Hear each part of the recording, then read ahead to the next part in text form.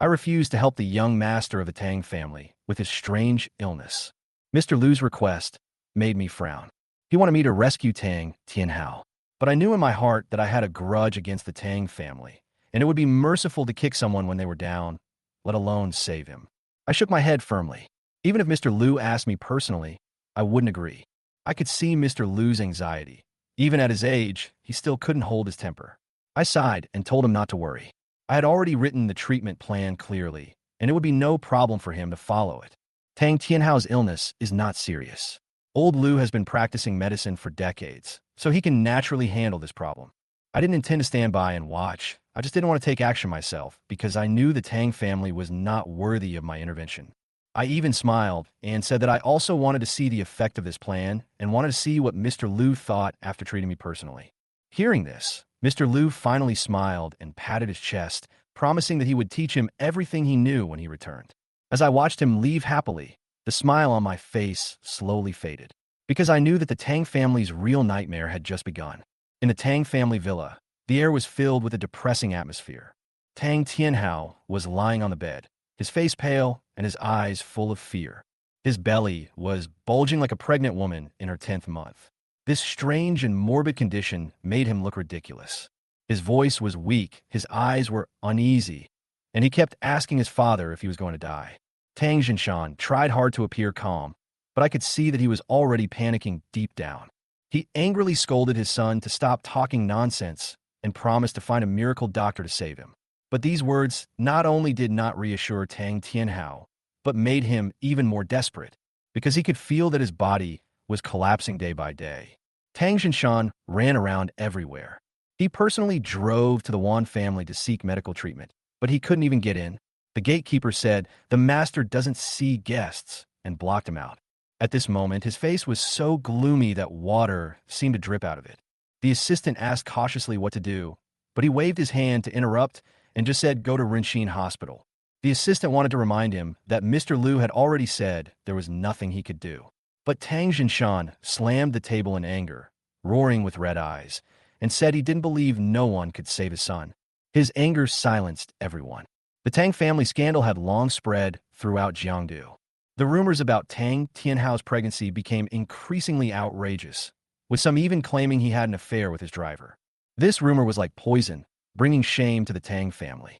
But even so, their biggest concern was finding the miracle doctor who had saved Elder Wan. And that person is me. When Mr. Lu was studying the prescription I left behind in his office, Tang Jinshan rushed in. He rushed forward and grabbed old Lu's hand, crying bitterly as if he had grabbed a life-saving straw, begging him to save Tang Tianhao. Mr. Lu was startled and looked embarrassed, but he had to comfort her. He said he was trying to find a solution, and as for the miracle doctor, his whereabouts were unknown and he could not be contacted at all. This is a half-truth, because Mr. Lu knew that I had clearly stated that I did not want to have anything to do with the Tang family. Since he had promised me, he naturally would not say anything nonsense. Tang Jinshan pressed the issue, doubting his medical skills. Old Lu's face turned cold, and he asked him if he didn't believe in himself. He had been practicing medicine for 50 years, so what difficult and complicated diseases had he not seen? As long as he was given time, he could cure Tang Tianhao. Tang Jinshan was forced to smile apologetically and could only nod in agreement. Under Mr. Lu's insistence, he finally nodded and agreed to go see Tang Tianhao again. This made Tang Jinshan ecstatic, and he almost knelt down and kowtowed. Along the way, he kept asking indirect questions, trying to get the identity of the miracle doctor from Mr. Lu, but Mr. Lu was slippery and kept changing the subject. Tang Jinshan had no choice but to take him back to the Tang family. The ward was filled with the aroma of medicine. Tang Tianhao was still lying in bed, weak and pale. His father comforted him, saying that Dr. Lu was a skilled doctor and would definitely be able to cure him. But his trembling voice could not hide the fear in his heart. Tang Tianhao had hardly left his room these past few days, but his friends came to visit him one after another. Those sarcastic looks and ambiguous hints hurt him deeply. He knew in his heart that the news of his pregnancy had become a laughing stock among the powerful people in Jiangdu. This kind of shame is more deadly than illness. He took a deep breath, held his voice high, asked his father to leave, and wanted to talk to Mr. Lu alone. Tang Jinshan wanted to say a few more words, but looking at the figure behind the curtain, He finally sighed and walked out of the room with helplessness in his heart. Only Tang Tianhao and old Lu were left in the room. I treat illnesses, but not people. He ate the Black Dragon King, fish, and his belly swelled like a pregnant woman. I just hung up the phone with Mr. Lu, but I didn't feel relaxed at all. Instead, my nerves became even more tense. The voice on the other end of the phone was trembling, as if he was holding on to his last straw, and he lowered his voice to say that he wanted to save someone, Tang Tianhao. The rich young man who was once so arrogant was now lying on a hospital bed, his belly as big as if he was 8 months pregnant. This is not the first time I have heard of this strange symptom, but every time I hear it, I feel a shadow as heavy as a tombstone behind it. He ate the Black Dragon King. As soon as Mr. Lu said this, the nerve in my brain exploded immediately. Black Dragon King. This thing has disappeared from the black market for 10 years. How come it appears again? Suppressing my anger, I confirmed the symptoms, the description of the fish, the familiar scales, the subtle yet deadly scent. Yes, that's it. A deep-sea, extremely poisonous fish that can completely disrupt the male hormone system. If you eat it, you'll either die or mutate. I told Mr. Lu to stick to the treatment plan I originally wrote for him and not to change it. He responded, but couldn't hide his panic. I can hear it. Tang Tianhao was lying in bed at the moment, and he must not even be sure whether he could get out of bed and walk. This kind of poison cannot be cured by ordinary medical skills. It eats people without spitting out bones, but leaves no corpse spots or rotten flesh. It only changes your entire physiological system, turning you into a monster that is neither male nor female. I didn't go there directly, because the Tang family is not worth my effort. But Mr. Lu is an old senior and has done me a favor. I, Chun Fei, am not the kind of person who would turn my back on him. If he trusts me, I will give him the key to his life. But he decides how to use the key. The moment I hung up the phone, I leaned back in my chair and closed my eyes. The Black Dragon King actually came back. On the other side, Mr. Lu's heart was almost jumping out of his throat. He had a smile on his face, but his back was covered in cold sweat. He knew that the fish was no ordinary creature. Mr. Tang, your illness is not simple. He deliberately prolonged his tone, tentatively testing Tang Tianhao's reaction. When Tang Tianhao heard the words, "not that simple," his face instantly fell. He grabbed Lu Lao's sleeve in panic and almost cried out, Am I really going to die?"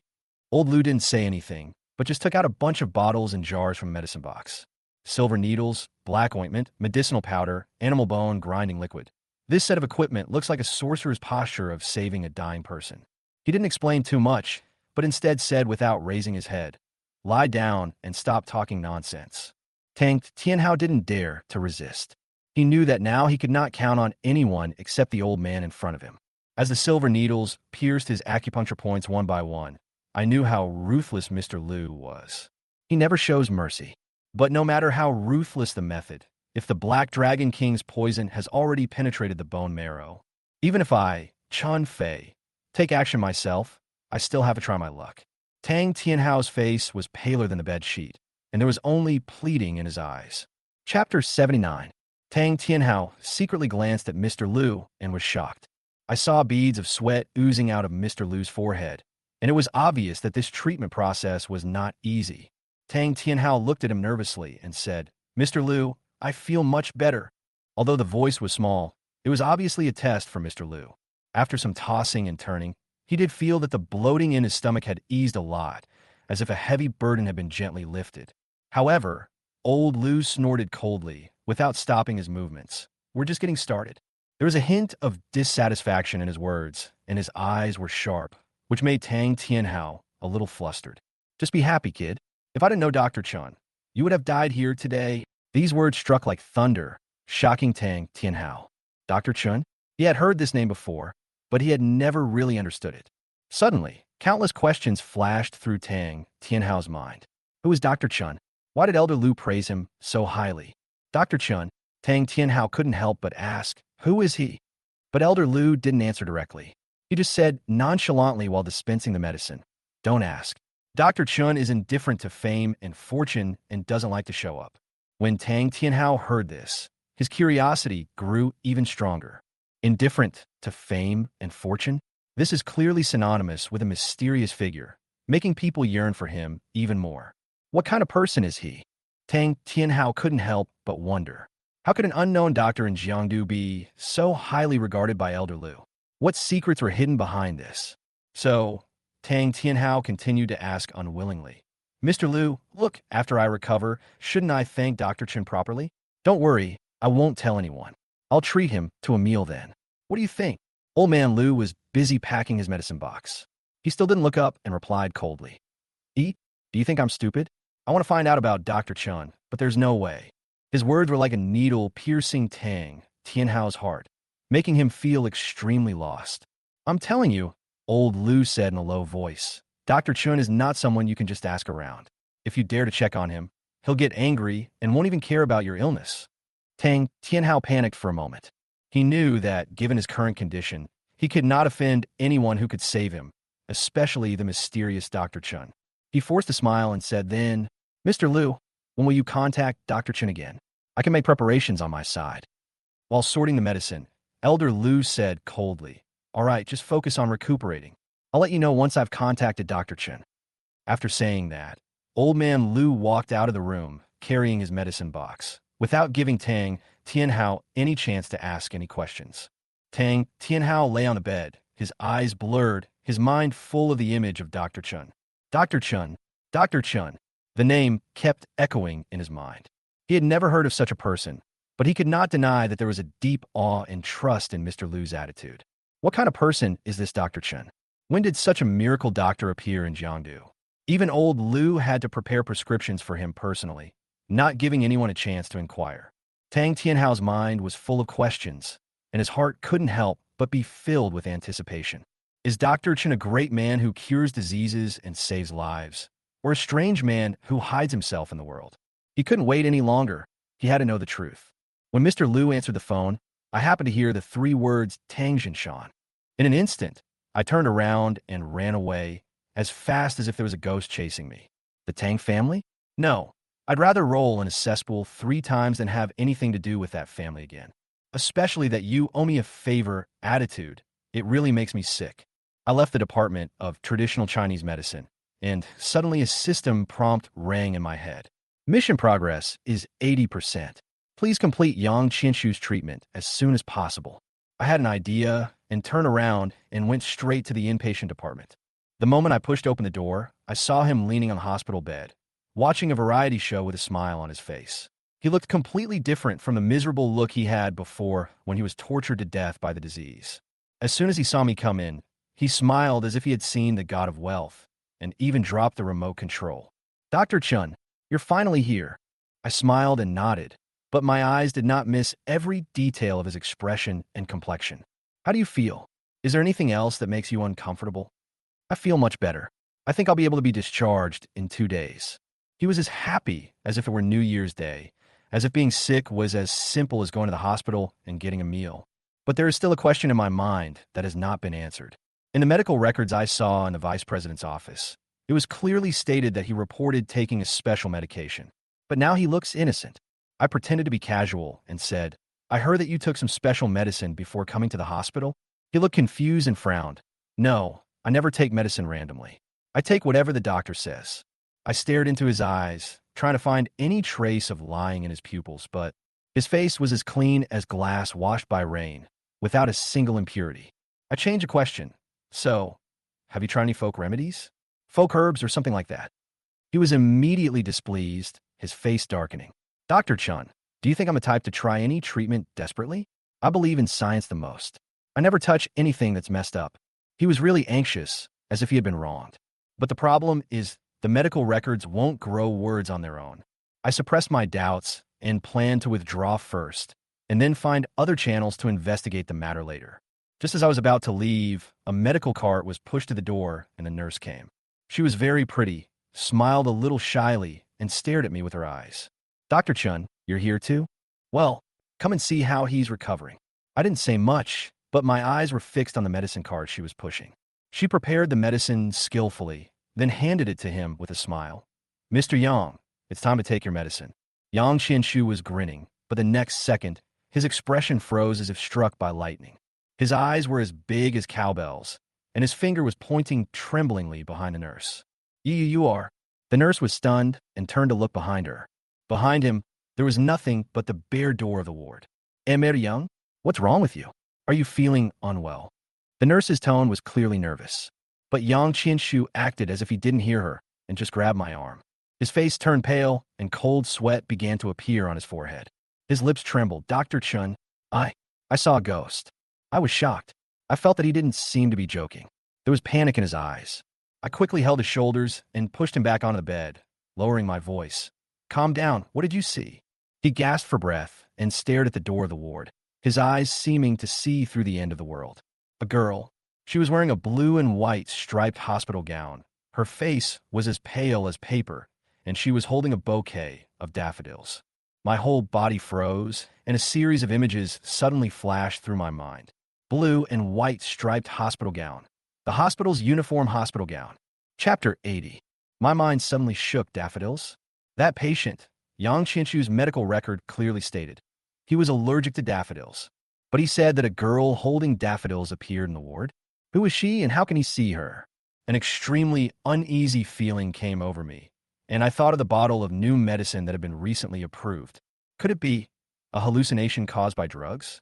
But now is not the time to get to the bottom of it. I have to pull him back from the brink of collapse first. I whispered, Mr. Yang, calm down. No one is trying to harm you. There are no ghosts in this world. You're just too tired.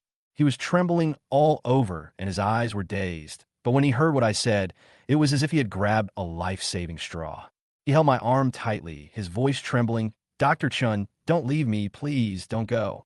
I felt a little uncomfortable watching a man in his 50s begging like a child. I patted his hand and promised softly, don't worry, I won't leave. I will stay with you until you are completely well. He finally calmed down, tears in his eyes, and kept saying thank you. I nodded and signaled the nurse to give him a sedative. Looking back, the nurse's face turned pale with fear. Is this patient usually like this? I asked her in a low voice. The nurse was stunned for a moment. No. He is usually very normal and cooperative. Today is the first time he has such an attack. Have you come across anything different today? She tried to recall, then shook her head. Nothing unusual, really nothing different. My frown deepened. I told the nurse to continue observing him and turned to leave the ward. The corridor was empty, the lights flickering on and off as I took each step. Dead silence, coldness, and oppression. I rubbed my arms, but couldn't dispel the chill in my heart. The girl Yang Qianshu was talking about was wearing a blue and white striped hospital gown. Her face was pale, and she was holding daffodils. If it's not an illusion, then what is it? No, I can't scare myself. There are no ghosts in this world, only diseases. His hallucinations were probably related to the drugs he was taking. I was thinking as I walked, and without paying attention to my steps, I arrived at the hospital entrance. I decided not to think about it for the time being and go home first. When I arrived at the door of the Qin family villa, it was already dark. As I stepped onto the stairs, sudden force hit me. I stumbled a few steps. Ouch! I cried out in pain and looked up and saw that the person I bumped into was Qin Bingyan. She frowned and covered her arms with her hands, her face unfriendly. Mr. Qin, are you okay? I quickly apologized. She glanced at me coldly. Don't you have eyes when you walk? I smiled bitterly and said, sorry, I was just thinking about something. Her eyes changed slightly and seemed not so cold anymore. What are you thinking about? You're walking like you've lost your soul. I wanted to brush it off, but the image was so strange that I couldn't get it out of my mind. I spoke as if possessed by a ghost. There was a patient in the hospital today. He said he saw a ghost. Qin Bingyun was originally not interested, but when she heard the words saw a ghost, she immediately became excited. What the hell? Explain clearly. I told him every detail about Yang Qianshu's symptoms, the girl he described, and the details about Narcissus. As a result, when Qin Bingyun heard the word daffodil, her face changed. She frowned, as if she remembered something. I noticed something was wrong. What did you think of? She didn't answer, but walked quickly into the study, turned on the computer, and started typing on the keyboard. After a few minutes, she turned the screen around. Look at this. I took a closer look and my pupil shrank. The news headline on the screen is, The Lincheng Serial Missing Girls Case, an Unsolved Mystery 5 years ago. In that picture, a girl in a blue and white hospital gown, her face pale and her eyes empty. In her hand was the bouquet of daffodils. My heart was pounding, and I almost shouted, That's her. This is the girl Yang Qianshu saw. A storm of emotions was brewing in my mind. But the news shows that the case happened 5 years ago in Lincheng. Yang Qianshu, he's from Lincheng, right? I blurted out. Qin Bingyun's eyes were shocked. You mean he is related to this case? More than that, I whispered. He is the mayor of Lin City and has been in office for 5 years. This is such a coincidence. Qin Bingyun hit the nail on the head. And he just had an attack today, and the hallucinations he saw were highly similar to the disappearance case. That's the problem, I said in a deep voice. He had basically recovered, but suddenly fell ill. I suspect it was some kind of drug that made him see memories that shouldn't have appeared.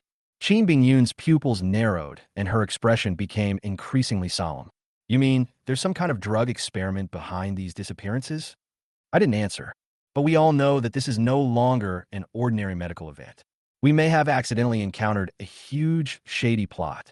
Chapter 81. I'm just guessing. I took a deep breath and tried to calm down. But I'm just a doctor. My job is to find out. I paused and gently closed Qin Bingyun's notebook, interrupting her thoughts.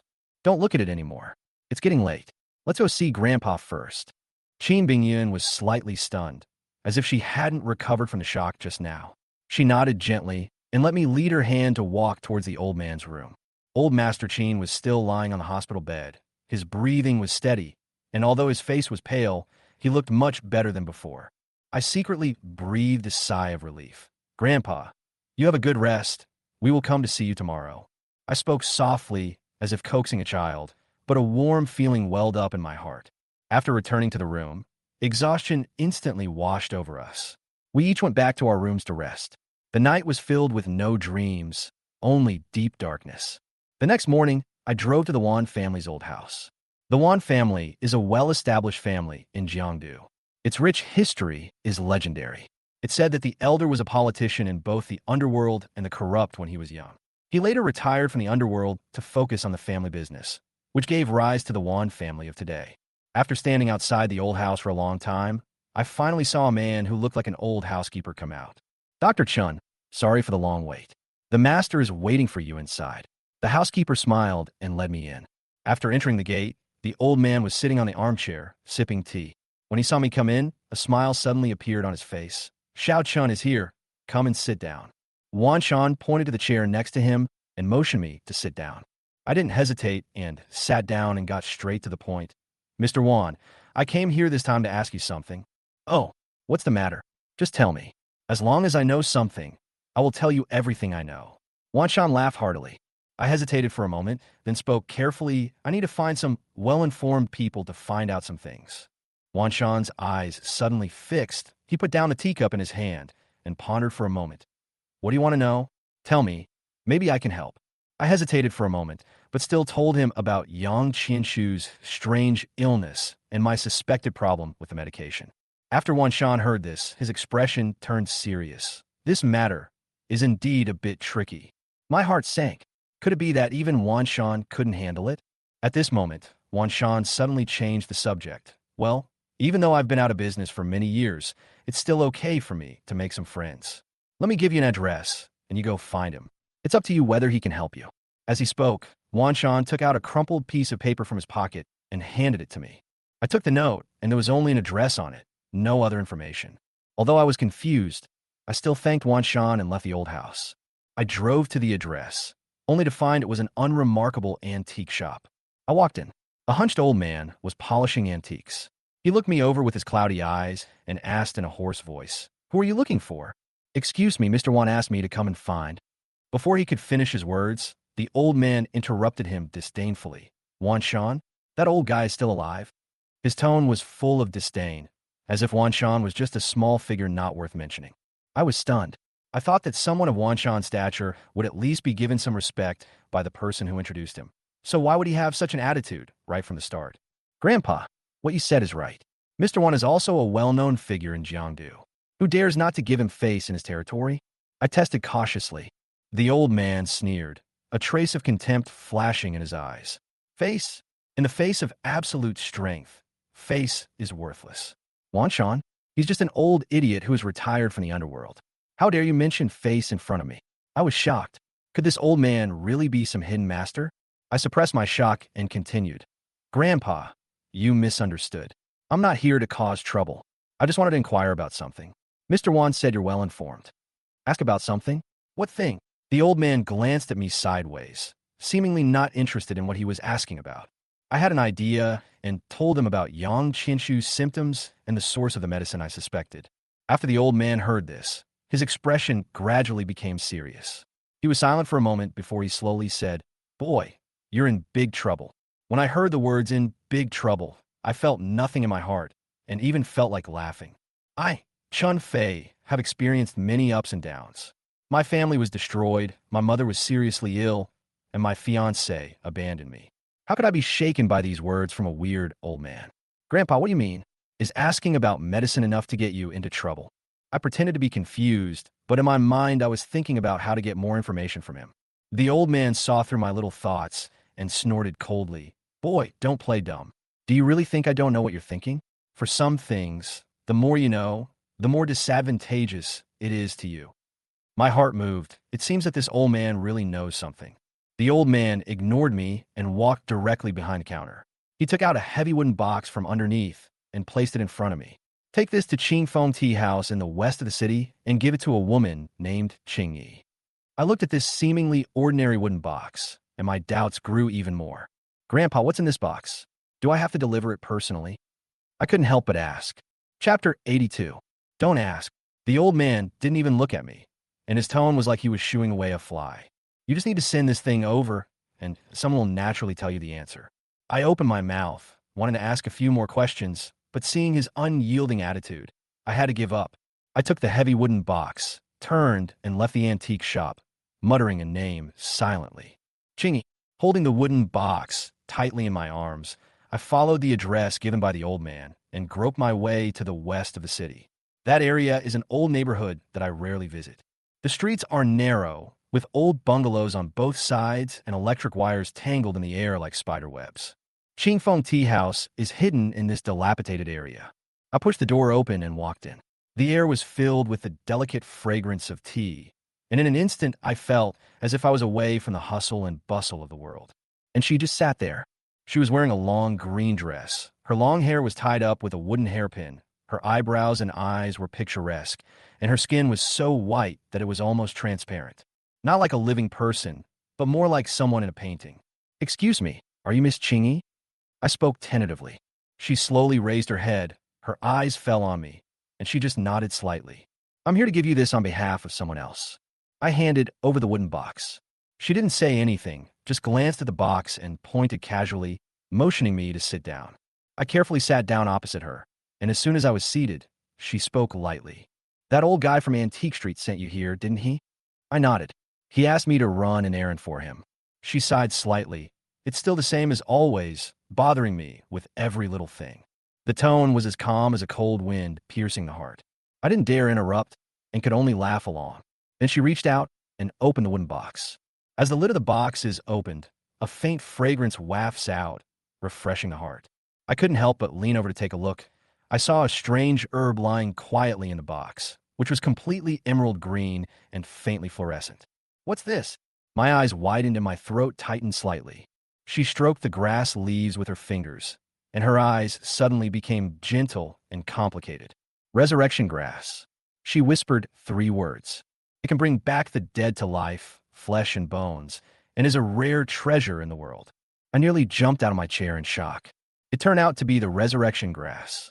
She put the herbs back into the box and asked me calmly, anything else?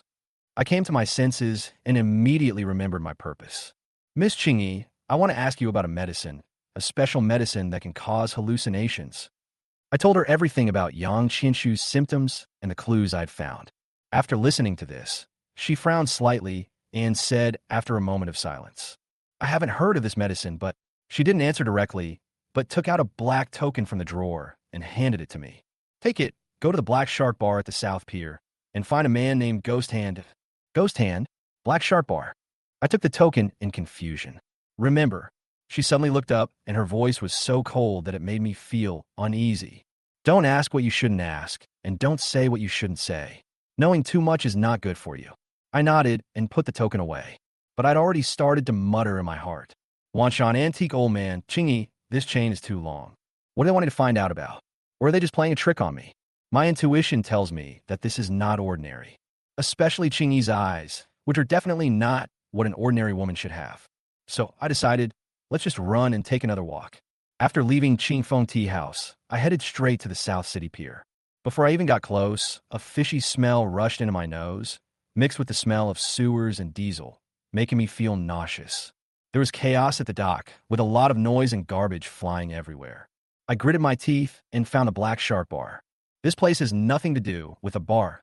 A broken sign, rotten wooden doors, and looks like an old bathhouse from decades ago. I pushed the door open and was almost overwhelmed by the smell of sweat and cheap alcohol. The lights inside were dim, and the place was in chaos. Several big men were gambling at the table. Some were cutting their nails with knives, and some were spitting wine on the ground. I hesitated for a second, but gritted my teeth and walked in. Just as I was looking around, trying to find who the ghost hand was, a rough voice came from behind me. "Who are you looking for, kid?" I turned around and saw a burly man with a face full of flesh, holding a bottle of wine and staring at me. "I'm looking for the ghost hand." I tried to keep my tone steady. "Why are you looking for him?" The sturdy man looked at him with a probing and warning look. I didn't answer, but took out a black token from my pocket and waved it in front of his eyes. His originally fierce face changed instantly, and his eyes lit up like a dog seeing a bone. "So you are my distinguished guest." He smiled until his face was wrinkled. "I am blind and don't recognize you. Please follow me." He led me through the noisy hall to a nondescript black door. He knocked 3 times, pushed the door open, and motioned for me to come in. The room was dimly lit, and the air was filled with a faint scent of herbs. A skinny old man sat on a throne with his back to me. Chapter 83. The old man stood in the dark, turned slowly like a ghost, and stared at me with his cloudy eyes, as if he could see through the secrets in my bones. The wrinkles on his face were like dead bark, and his shriveled hands were covered with knife-like scars. He looked old, but he had a ruthlessness that made people afraid to approach him. I asked tentatively, "Are you the ghost hand?" He said nothing, just stared at the token in my hand and asked hoarsely, "Where did you get this?" The girl in green gave it to me. I spoke slowly. She said you could help me find what I need. Chingy. He seemed to be captivated by the name. His eyes went blank for a moment, as if he remembered something from the past that he didn't want to recall. After a moment, he asked me in a low voice, "Is she still alive?" I nodded. "She's fine." The old man didn't ask any more questions, but an indescribable emotion appeared in his eyes, like relief and vigilance. He motioned me to sit down, his tone suddenly becoming cold. "What do you want from me?" I took a deep breath and pulled out the case history about hallucinations. The patient took medication after a heart attack and started seeing people who weren't there. I suspect the medication was spiked. "Do you want that medicine? Or do you want its antidote?" His voice was like rusty iron scraping on glass, making people feel nervous. I was stunned. Indeed, I originally only wanted to get the analysis of the composition of that medicine. But now, if there really is an antidote to save people, why should I beat around the bush? I calmed myself down and looked at him. "I want the antidote." He nodded, without any surprise, as if he had guessed that I would make this choice. He stood up, walked to the corner, lifted a dusty animal skin, and revealed a medicine cabinet that was hundreds of years old. The cabinet was carved with dragons, phoenixes, and unicorns, and the wood grain was mottled. It gave off a faint smell of blood, mixed with the aroma of medicine, which was vague and made people feel creepy. The old man took out a rusty copper key from his sleeve, and with a click, the cabinet door slowly opened. A strong smell of stale medicine hit me in the face, with a hint of rust. My nose wrinkled, and I subconsciously turned my head to avoid it. He took down a small white porcelain bottle from the top shelf and handed it to me. "1 pill will work." I took it carefully, pulled the cork, and my nose was immediately filled with a strange fragrance, completely covering up the smell of blood. The pill was shiny black, with a dark sheen on the surface, as if it had been polished by some kind of metal.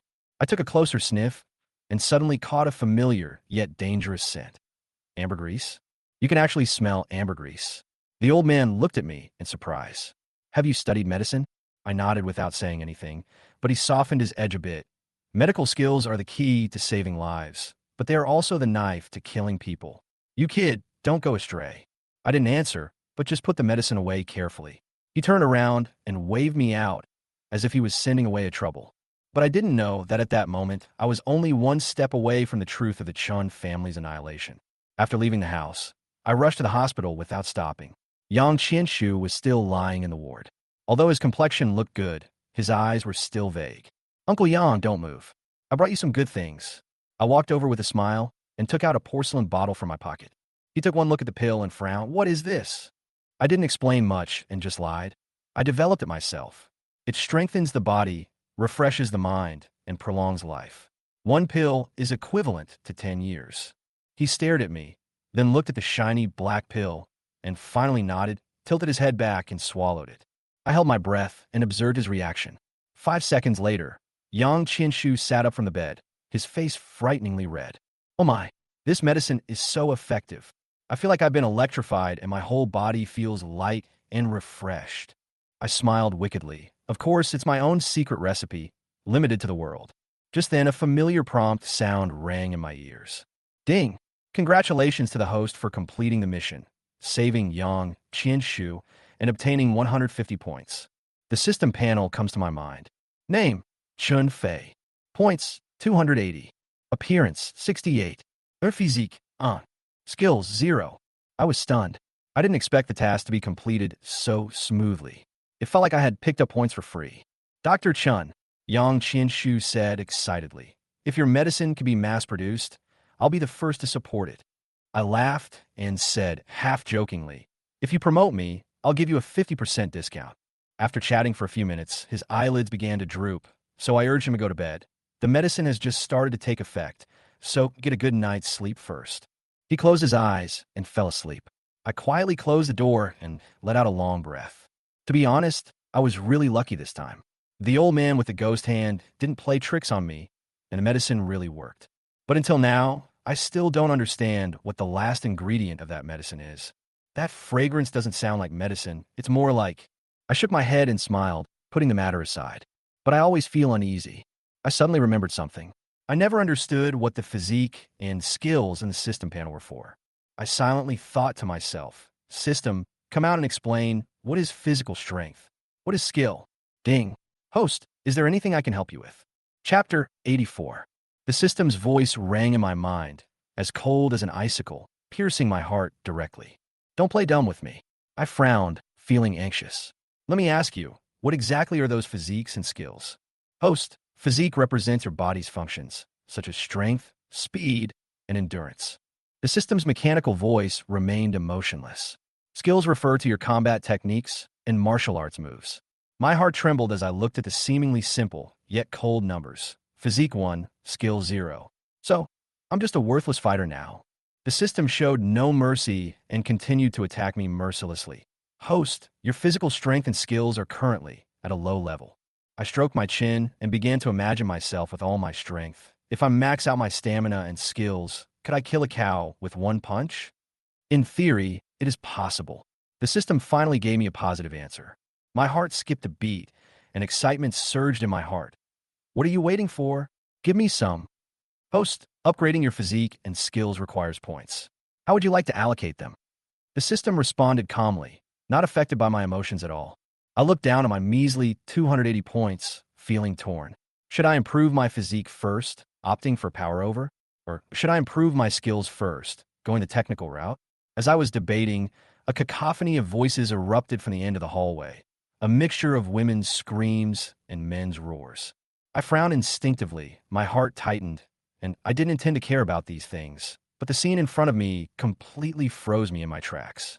In the corridor, a burly man angrily grabbed a woman's bag while the woman cried out for mercy with tears streaming down her face. The man pulled her away while cursing. You bitch, you dared steal my things? You're tired of living. I was slightly stunned. That panicked face belonged to none other than my aunt, Zhou Mei. I vividly remember that when I was little, Zhou Mei was the only relative who secretly gave me candy and showed concern for me, even after the Chun family suffered a major setback. She was my mother's younger sister, and during the Chun family's heyday, the Zhou family was considered a small, dependent clan. But when the Chun family collapsed, the old man immediately severed ties with us and didn't dare to interfere. Damn it. You bitch. If you run again, I'll beat you to death. The man's roar interrupted my thoughts again. Anger burned in my chest like a flame. I stepped forward, grabbed the man's arm tightly, and shouted sharply, "Stop!" The man was startled by my sudden appearance in front of him. He was stunned for a moment before turning around and glaring at me fiercely. It's none of your business. I'm scolding my wife. What's your business? His words were full of threats, and his eyes were even more ferocious. After that, he reached out to grab the woman again. She was obviously terrified, huddled behind me, and trembling. The man saw me in my white doctor's coat and still looked down on me. I was just joking with my wife, and you doctors care about this? Are you kidding? I sneered, pointing at the clear slap marks on the woman's face. You call this a joke? Do you think I'm blind? The man was speechless for a moment, staring at me angrily. His face flushed red, and he was about to explode when he suddenly swung his fist at me. You little bastard, you're looking for death. He roared and punched me without mercy. Just then, a shout came from the other end of the corridor, and several doctors and nurses rushed over. An elderly director came over and asked with a stern face, What's going on? What's going on here? Dr. Wong, you're just in time. A young nurse nearby pointed at the man. That's him. He's beating his wife up and throwing a tantrum. Dr. Wong was the same doctor who had tried to persuade me earlier. Seeing me entangled with this couple, he looked helpless. You again? Lu Ting, didn't I tell you to take your wife to see a doctor? Why are you hitting someone again? Dr. Wong, don't listen to their nonsense. The man named Lu Ting quickly argued, puffing out his chest and shouting, I'm just educating my wife. What it got to do with you? Dr. Wong frowned and wanted to say something, but I stopped him. Dr. Wong, go ahead and do your work. I'll take care of this. Dr. Wong was stunned for a moment and seemed a little hesitant, but finally nodded and left with the rest of the medical staff. You're smart. Seeing that there were no spectators, Lu Ting's arrogance erupted again. He reached out and grabbed the woman. Why don't you go home? Do you want me to beat you in public? I smiled coldly, grabbed Lu Ting's wrist, and said in a tone as cold as winter, I said enough. Let me go. Lu Ting struggled angrily. His strength was terrifying, but my wrists locked his movements tightly like iron clamps. I'll say it one last time. Let her go. I said in a low voice.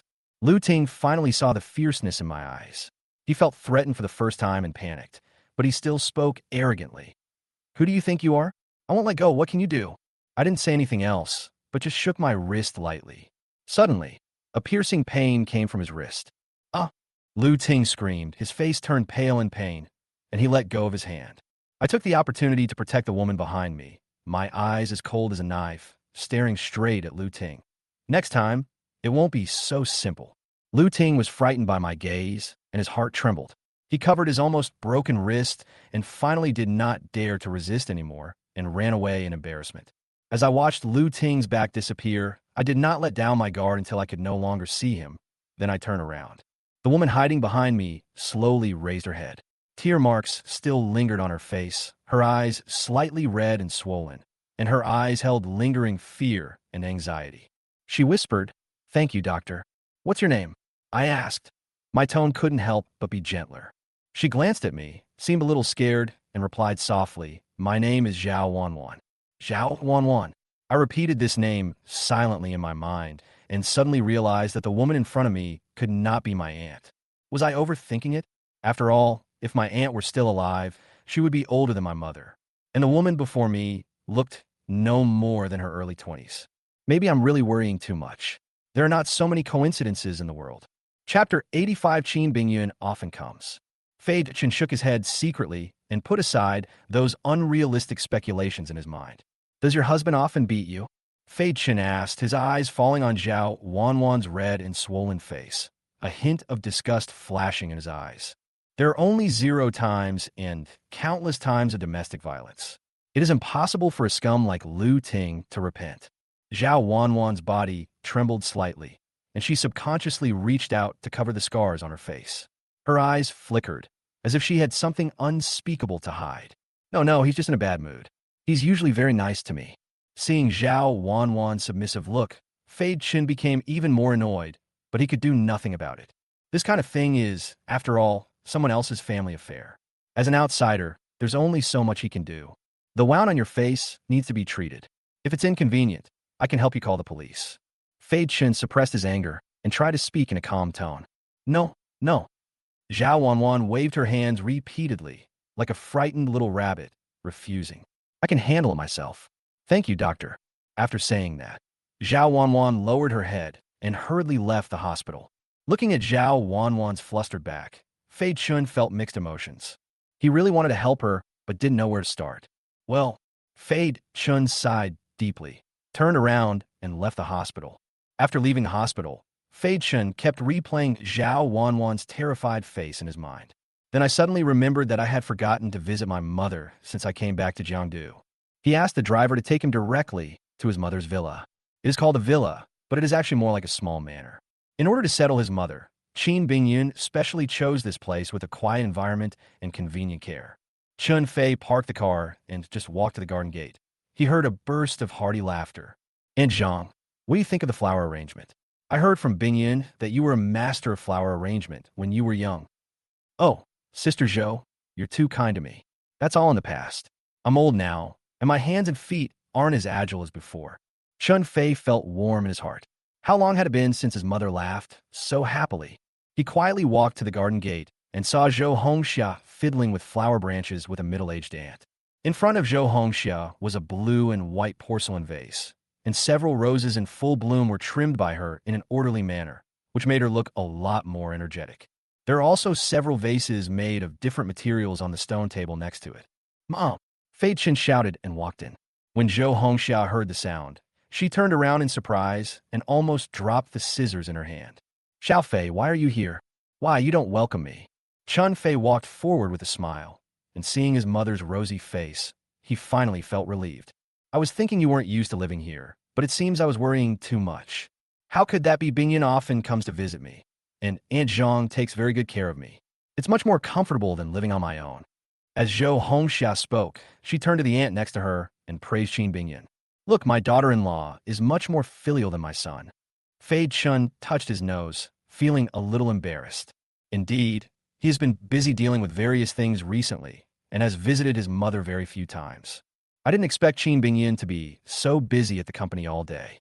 He also took time to chat with Zhou Hongxia to relieve her boredom and arrange for someone to take care of her daily life. Thinking of this, Fei Chun felt a surge of warmth in his heart. Thinking of her being so thoughtful and considerate, it was really, "Sister Zhou, please stop teasing Xiao Fei. He must have been delayed by something." Aunt Zhang, who was standing nearby, smiled and tried to smooth things over. "Xiao Fei, don't you think so? Aunt Zhang is right. I've been a little busy lately."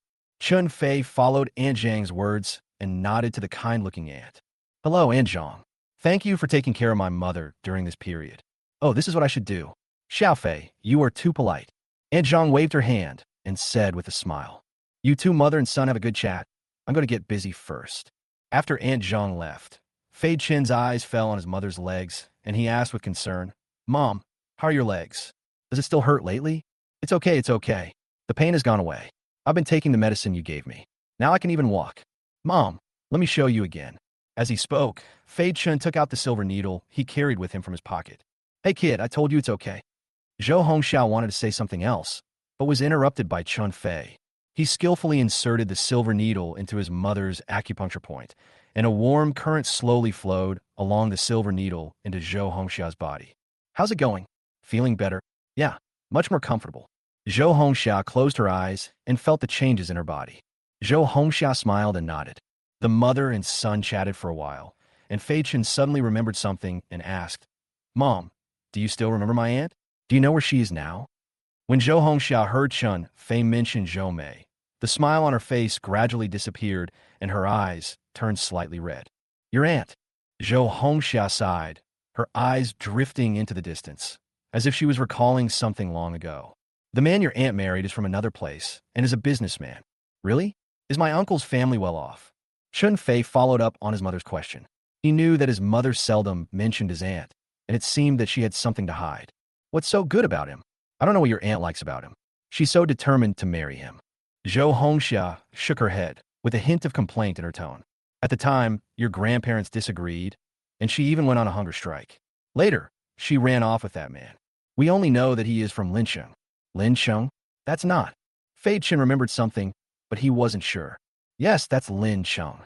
Zhou Hongxia seemed to know what her son was going to say and interrupted him. "After that, your aunt rarely came back. She would occasionally send a few photos, saying that she was doing well and asked us not to worry." When she said this, Zhou Hongxia's eyes turned red again and her voice choked. "Later, your father passed away, something happened in my family, and I couldn't get in touch with the Zhou family and your aunt. Chun Fei knew that his mother always had a knot in her heart, which was the longing for her family. Mom, don't worry. Maybe my aunt just changed her contact information. When you're better, I'll take you to see them. Chun Fei held his mother's hand and comforted her softly. Zhou Hongxia shook her head and said nothing, but the sadness in her eyes became even more intense. She remembered her parents' determination at that time. Although I understand, I still can't help but feel sad. Mom, don't worry. I'll be here for you. Chapter 86. When do you plan to have a child? Fei Chen knew that it was useless to say anything now, but he will definitely make up for his mother's inner pain. Good boy, Mom believes in you. Zhou Hongxia held Chun Fei's hand in return and smiled with relief. Mom, are you hungry? Let's go eat. Fei Chen stood up and helped Zhou Hongxia walk out. Zhou Hongxia smiled and nodded, then followed Fei Chun into the restaurant. As soon as he entered the room, Chun Fei was stunned to see Qin Bingyun in a professional suit. Sitting at the dining table, he seemed to be waiting for something. Qin Bingyun was also stunned when she saw Chun Fei come in, as if she didn't expect him to be here. Then a smile appeared on the corner of his mouth. Are you here? Why are you here? Chun Fei asked in surprise. He didn't expect to meet Qin Bingyun in such a situation. I should be the one asking you this. Qin Bingyun joked, but her eyes fell on Zhou Hongxia beside Chun Fei. He stood up and greeted her politely. Okay, come and sit down. Zhou Hongxia couldn't stop smiling. Seeing her son and daughter-in-law here was the happiest thing for her today. After Qin Bingyun sat down, she turned and said to Fei Chun, have you finished your business? Yeah, it's done. Fei Chun nodded. Zhou Hongxia was delighted as she watched the two of them talking. I just feel that the two of them have a very good relationship. Thinking of this, Zhou Hongxia couldn't help but ask, Xiaofei Bingyun, when are you two planning to have a baby? Puff! Chun Fei almost choked to death on his own saliva after being asked this blunt question by his mother. He put down his teacup in a hurry and stammered, Mom, what are you talking about? He stole a glance at Qin Bingyun and saw a blush on her fair face. We're still getting to know each other. Chun Fei gritted his teeth and swallowed the words contract marriage. When Zhou Hongxia heard this, she smiled so hard that her eyes narrowed into slits. Right. Young people should get to know each other well and cultivate more feelings. Qin Bingyun lowered her head and drank tea silently to cover up her ears that were about to smoke. Seeing this, Fei Chen quickly changed the subject. Mom, please eat more. Today's food is delicious. Zhou Hongxia could see through Chun Fei's little thoughts, so she smiled and shook her head, not asking any more questions. The meal ended in this subtle atmosphere. Qin Bingyun hurriedly left, using the excuse that she had something to do at the company, leaving Chun Fei and Zhou Hongxia alone. How come you don't even know how to send Bingyun off? Zhou Hongxia looked at Qin Bingyun's back as she left and said to Fei Chun with a hint of reproach. Fei Chun scratched his head helplessly. Mom, he's the company's boss and is very busy. How can he have the time to let me take him home? You are such a talker, kid. Zhou Hongxia glanced at Chun Fei with an angry look and then spoke earnestly. Xiao Fei, Bingyun is a good child. You must cherish her. Chun Fei knew his mother was doing this for his own good. He nodded and said solemnly, Mom, don't worry. Just after comforting his mother, Fei Chun received a call from Bai Muyun. Hey, Brother Chun, I'm in Jiangdu. Where are you? On the other end of the phone, Bai Muyun's voice was as cheerful as ever. When Qin Fei heard that Bai Muyun had arrived in Jiangdu, he immediately became excited. Good brother, you came here without making any noise. That's really nice. Where are you? I'll pick you up. Haha, we agreed to give you a surprise. So how can I let you pick me up? Well, I'll wait for you in the lobby of the Triumph Hotel. Bai Muyun's laughter came from the other end of the phone. Okay, wait for me. I'll be there soon. Chun Fei hung up the phone, quickly said something to Zhou Hongxia, and hurried out. Along the way, Chun Fei was full of thoughts. Bai Muyun's visit to Jiangdu this time must be about their cooperation. Chun Fei couldn't help but feel happy when he thought that he would have money soon. Squeak! The harsh sound of brakes interrupted Chun Fei's memories, and he looked up. Who is this? He's not afraid. Chun Fei looked up and was suddenly stunned. I saw a familiar figure in front of me being dragged roughly by a man, struggling to move forward on the ground. Zhao Wanwan. Chun Fei recognized the woman at a glance. It was the poor woman who was bullied in the hospital last time. At this time, Lin Mingyun's clothes had been torn into tatters, revealing large areas of snow-white skin. His originally fair face was covered with scars, his hair was disheveled, and his eyes were empty and lifeless, as if he had lost his soul. Damn it, you stinky bitch. I told you to run. The man dragging Zhao Wanwan was Lu Ting, who was showing off in the hospital that day. At this time, his face was full of flesh, and he was cursing ferociously. He was holding a wine bottle in his hand and would throw it at Lin Mingyun from time to time. Bang! With a bang, the wine bottle exploded on Lin Mingyun's back, and glass fragments and wine splashed everywhere. Lin Mingyun's body also trembled, but still did not make any sound, as if she did not feel any pain. Seeing this scene, Fei Chun was immediately furious. He walked straight up and kicked Lu Ting on the back. Lu Ting was caught off guard and was kicked by Chun Fei, causing him to stagger and fall to the ground in a mess. Hey, who the hell are you? How dare you sneak attack me? Lu Ting got up from the ground, spat, and glared at Chun Fei fiercely. Chun Fei ignored Lu Ting's shouting, walked quickly to Zhao Wanwan, and helped her up. You deserve a beating. Fei Chun responded coldly. I told you next time it won't be that easy. As soon as Chun Fei finished speaking, Lu Ting's expression changed. Last time in the hospital, Fei Chun broke his wrist with just a slight twist. He still remembered it clearly. You don't be so arrogant. Lu Ting pointed at Chun Fei with a timid look on his face, but he unconsciously took a few steps back. Just wait, my brother will be here soon, and you'll be in big trouble then. After saying that, Lu Ting hid aside, took out his cell phone, and dialed a number. She cried to the other end of the phone. Brother, I'm being bullied at the entrance of the Triumph Hotel. Hurry and bring people over. Chun Fei didn't bother to pay attention to Lu Ting's shouting. All his thoughts were now on Zhao Wanwan. He took out an exquisite silver needle bag from his pocket. He skillfully took out several silver needles and inserted them into several acupuncture points on Zhao Wanwan's body. Following Chun Fei's actions, Zhao Wanwan's originally pale face gradually regained a hint of color. Breathing also became steady. Seeing that Zhao Wanwan's condition had stabilized, Chun Fei stood up and looked at Lu Ting with cold eyes. You just said you wanted your brother to come and cause trouble for me. Chun Fei's voice was calm, but it made Lu Ting feel an inexplicable chill. Huh, are you scared? My brother is. Before Lu Ting could finish his words, he was interrupted by a burst of hurried footsteps. Chapter 87, Don't even ask who my eldest brother is. I saw a group of strong men in black suits walking towards this side aggressively. The leader was a tall man with a fleshy face. He was Lu Ting's brother, Lu Chong. Who dares to bully my brother? As soon as Lu Chong entered the room, he shouted at the top of his voice, glaring at Chun Fei fiercely. Brother, it's him. When Lu Ting saw his backer coming, he immediately gained confidence and pointed at Chun Fei and shouted. He was the one who beat me. Lu Chong looked in the direction of Lu Ting's finger, and when he saw Chun Fei's young face, he was stunned at first, then a scornful smile appeared on his face. Boy, you're the one who touched my brother? Lu Chong moved his wrist, making a crackling sound, and a fierce light flashed in his eyes. If you know what's good for you, kneel down and apologize to my brother otherwise. At this time, Chun Fei was preparing to exchange physical points with the system to deal with them. He was interrupted by a loud voice. What else?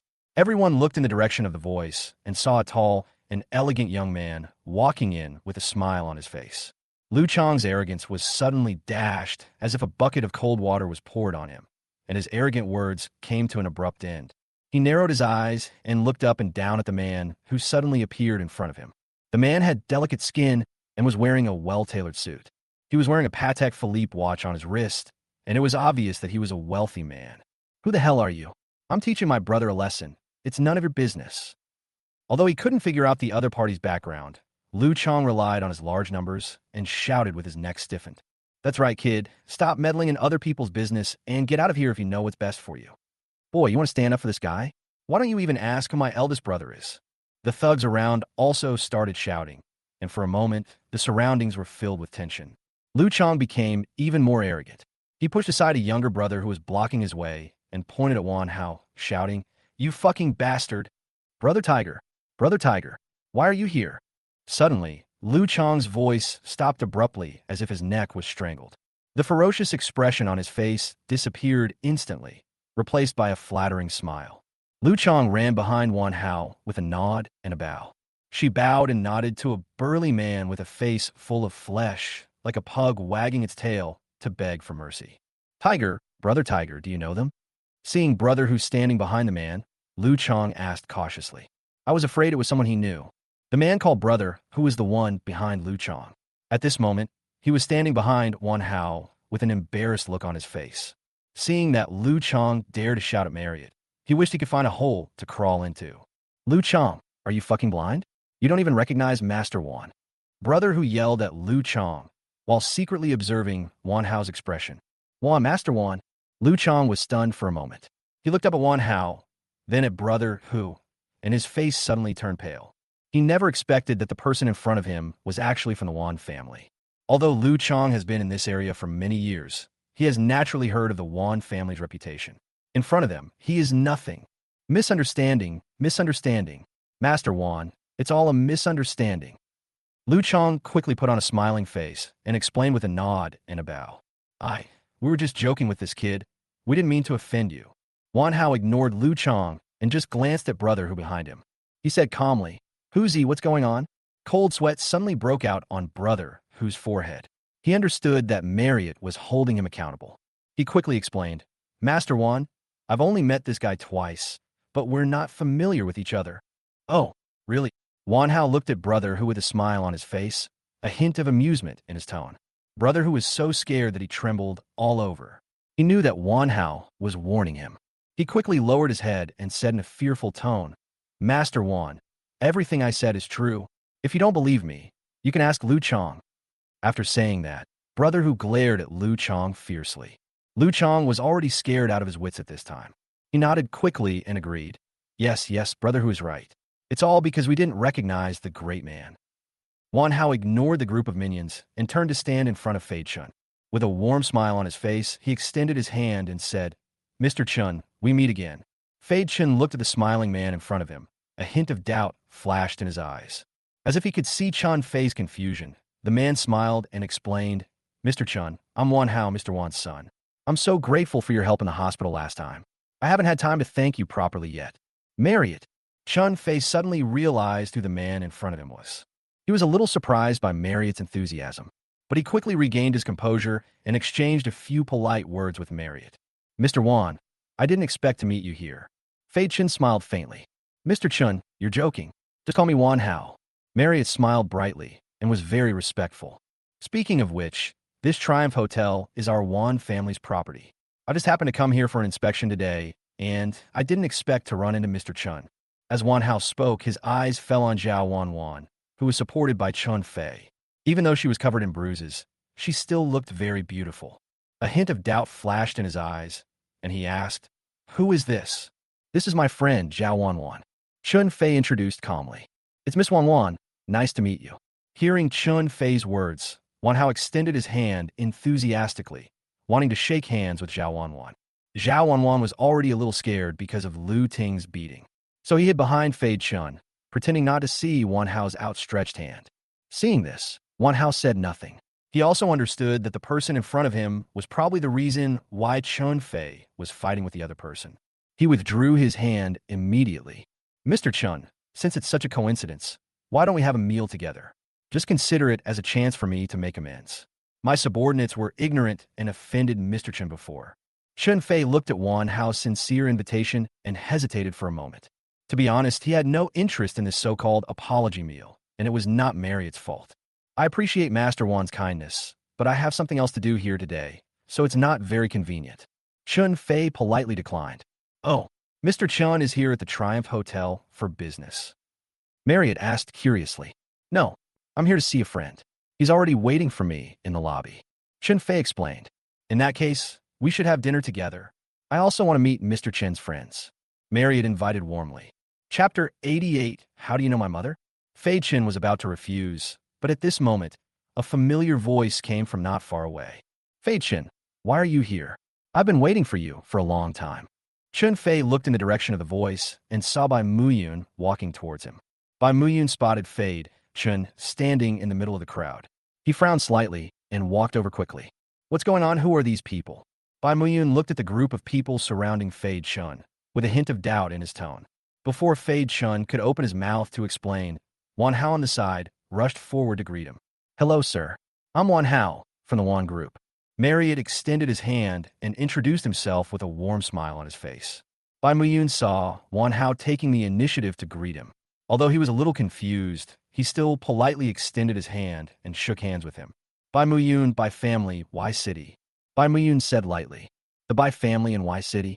When Wan Hao heard Bai Muyun's introduction, a hint of surprise flashed in his eyes, and then he suddenly realized. So you're the descendant of divine Dr. Bai. I've heard so much about you. The Bai family is well known in the medical field. In particular, Bai Muyun's grandfather, Bai Shuyang, is a renowned master of traditional Chinese medicine both at home and abroad. Marriott naturally had heard of his reputation. You're too polite, Mr. Wan. Just call me Muyun. Bai Muyun smiled faintly and said, Okay. Muyun. I'll call you Muyun. Wan Hao said with a smile. Because of Chun Fei, he was not at all displeased by Bai Muyun's cold attitude. On the contrary, Lu Chong and others nearby were so frightened that their faces turned pale and their legs began to tremble when they saw that in addition to Wan Hao, there was actually a man with extraordinary temperament coming to greet Chun Fei. Although they didn't know Bai Muyun, they could tell from Wan Hao's attitude that Bai Muyun was definitely not a simple person. Who is this kid? How does he know so many important people? Lu Chong secretly groaned in his heart. If he had known that Chun Fei had such a strong background, he would never have dared to provoke him. Chun Fei looked at the scene in front of him and couldn't help but feel a little funny. It seems that today's farce can no longer continue. Mr. Wan, look at this. Fei Chen pretended to be embarrassed and looked at Wan Hao. Oh, look at my memory. Marriott slapped his head and suddenly realized. Said to the man named Hu Zi, solve it as soon as possible. Then Wan Hao ignored the other side and spoke directly to Chun Fei and Bai Muyun. Since you are here, Muyun, we should have a meal together. With that, Marriott invited everyone to go to the restaurant. Chun Fei glanced calmly at Zhao Wan, who was standing beside him and looked pitiful. The injury on her foot looked quite serious, and the bloodstains on her skirt were shocking. The Triumph Hotel is quite a distance from the hospital, and I can't let this girl go to the hospital with me while bleeding. Young Master Wan's kindness is hard to refuse, so I'd better obey respectfully. Chun Fei had a playful smile on his face, as if he had accepted this apology meal. Marriott was overjoyed when he heard this and quickly invited everyone to go to the restaurant. Although Bai Muyun was confused, he stopped talking when he saw that Fei Chen agreed to attend the banquet and followed everyone into the restaurant. The group walked into the luxurious box on the top floor of the Triumph Hotel in a mighty procession. Mr. Chun, do you think we should call a doctor? Wan Hao asked with concern, his eyes sweeping over Zhao Wan intentionally or unintentionally. Fei Chun waved his hand and said calmly, It's just a minor injury. I can handle it myself. Upon hearing this, Wan Hao immediately understood and ordered his men, Go, bring the medicine box. Soon, a well-made mahogany medicine box was placed in front of Chun Fei. When Chun Fei opened it, he saw all kinds of Western and Chinese medicines and equipment.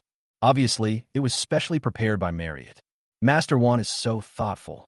Fei Chen glanced at Wan Hao with a half-smile. Marriott said with an apologetic smile, No, it's my duty.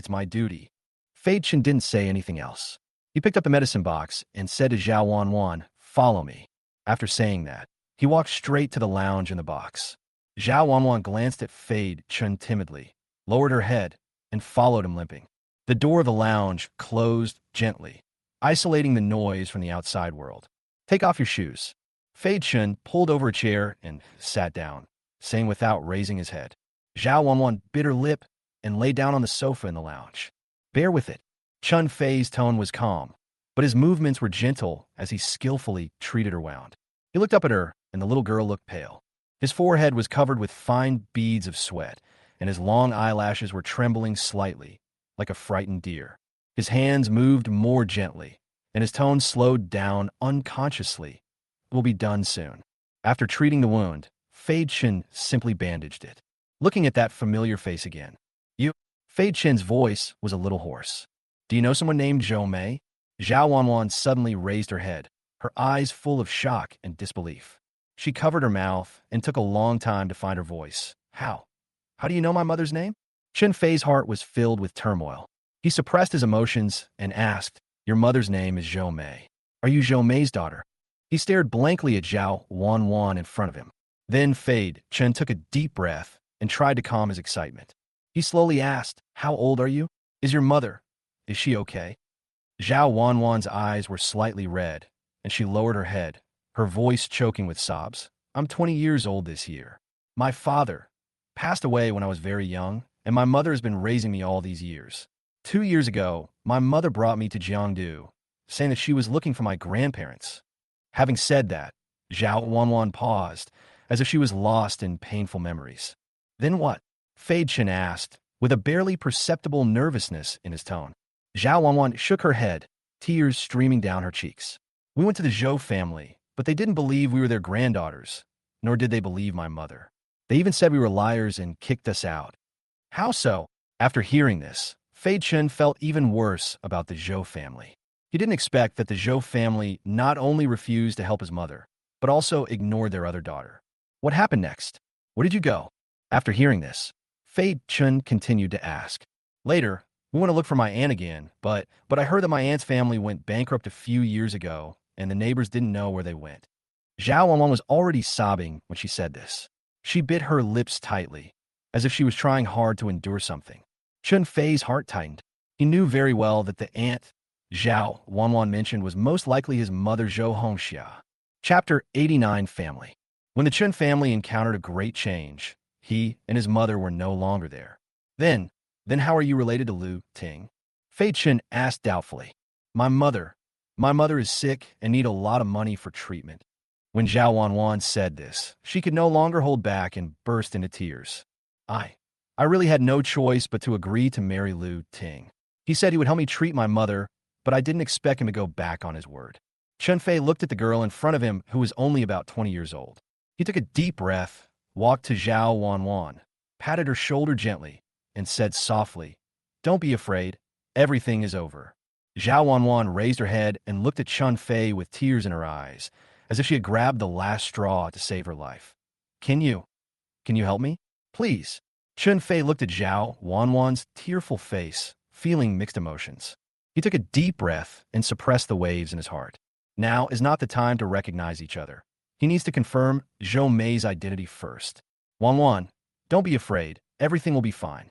Fei Chen comforted him softly. Zhao Wanwan looked at him with tears in her eyes and nodded vigorously as if she had grabbed the last straw. Fei Chen helped Zhao Wanwan stand up and walked out of the room with her. Mr. Chen, what are you doing? Marriott looked at him in confusion. Mr. Wan, thank you for your hospitality today. However, I do have some urgent matters to attend to today, so I have to take my leave now. Fei Chen said apologetically. Although Marriott felt regretful, it still expressed understanding. Mr. Chun, you're too polite. Since you have something to do, let's get together next time. Marriott said with a smile. Afterwards, Chun Fei and Wan Hao exchanged contact information. Boss Wan, please help me find someone to take us to the hospital. Fei Chen looked at Wan Hao. No problem. I'll arrange for someone to take you to the hospital. Marriott said readily. Then I'll trouble you, Mr. Wan. Chun Fei said gratefully. Soon, Marriott arranged a car to take Chun Fei by Muyun and Zhao Wanwan to Rinqing Hospital where Zhou Mei was. In the car, Zhao Wanwan asked nervously, Fei Chen, why did we come to the hospital? Fei Chen looked at her and said in a deep voice, I'll go see your mother. Zhao Wanwan was stunned. He knew that Chun Fei was a doctor and thought he was going to treat his mother. Then a look of ecstasy appeared on his face. Really? You really want to take me to see my mom? Fei Chen nodded. But I hope you can promise me one thing. What's up? Zhao Wanwan asked hurriedly. Let's not talk about what happened between us just now, okay? Fei Chen looked at her and said seriously. Although Zhao Wanwan was confused, she had no time to think about it. This was the first person who was willing to help her and her daughter since they arrived in Jiangdu. Then she nodded and agreed. Soon, the car arrived at Rinqing Hospital. Chun Fei and Zhao Wanwan arrived at Zhou Mei's ward smoothly. In the ward, Zhou Mei was lying on the bed, her face pale and her breath weak. Mom!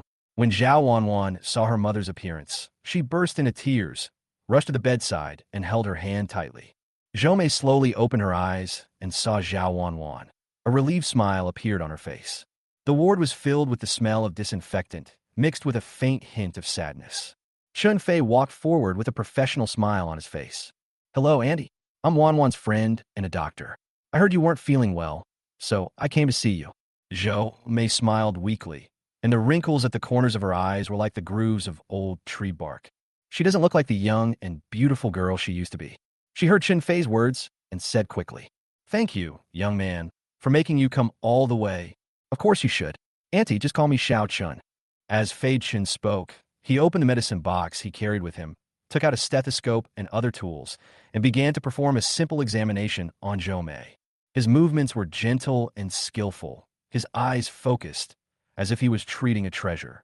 Zhao Wanwan stood aside, watching this scene, her heart filled with gratitude and hope. "Auntie, have you been ill for some time?" Chun Fei asked casually while checking. "Yeah, it's been more than 2 years." Zhou Mei sighed, her tone full of fatigue and helplessness. "I've been to the hospital many times and taken a lot of medicine, but the disease just won't get better." "You this year?" 55. 55? Fei Chen calculated silently in his mind. If his aunt were still alive, she would be this age this year. Chun Fei suppressed his inner excitement and continued to ask, "Auntie, are you here alone? Where are your family members?" When Zhou Mei mentioned her family, her expression suddenly darkened. She sighed deeply and said, "Oh, my family." Seeing Zhou Mei like this, Zhao Wanwan held her hand with heartache. Comforting, "Mom, don't let your imagination run wild. Don't you still have me?" Zhou Mei touched Zhao Wanwan's head lovingly and said with a forced smile, "Good boy, it's Mom's fault. I'll drag you down." Chun Fei noticed that Zhou Mei was wearing a simple-style ring on her finger. He had seen this ring in an old photo of his mother. This ring is a pair. His mother also has one. At this moment, he finally confirmed that the woman in front of him was his long-lost aunt. However, Fei Chen did not choose to recognize him at this time.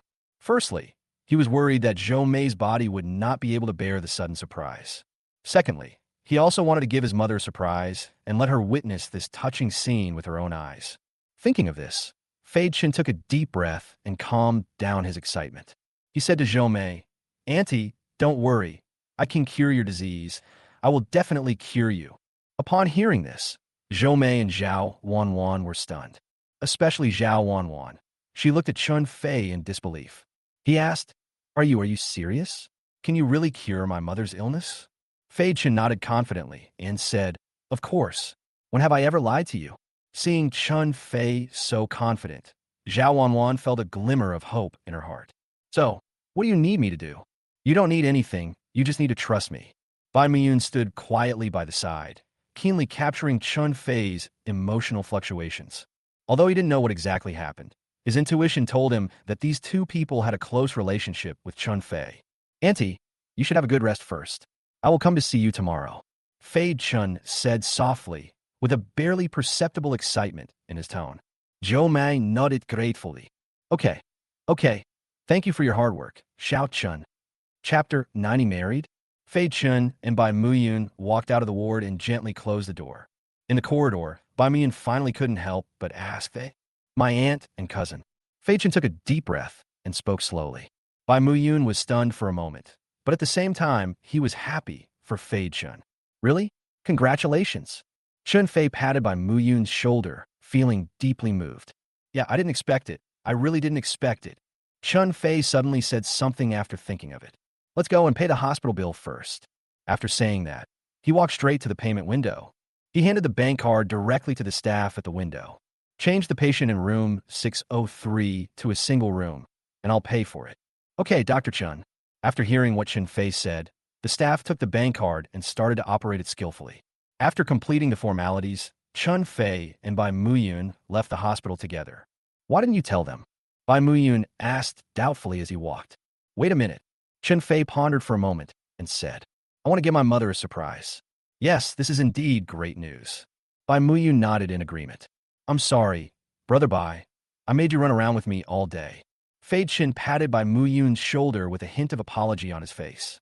Bai Muyun waved his hand and said nonchalantly, "Given our relationship, it's too polite to say such awkward words. Besides, being able to witness you recognize your relatives with my own eyes is worth the trip." Fei Chen smiled and did not continue the topic. He looked at the sky at this time.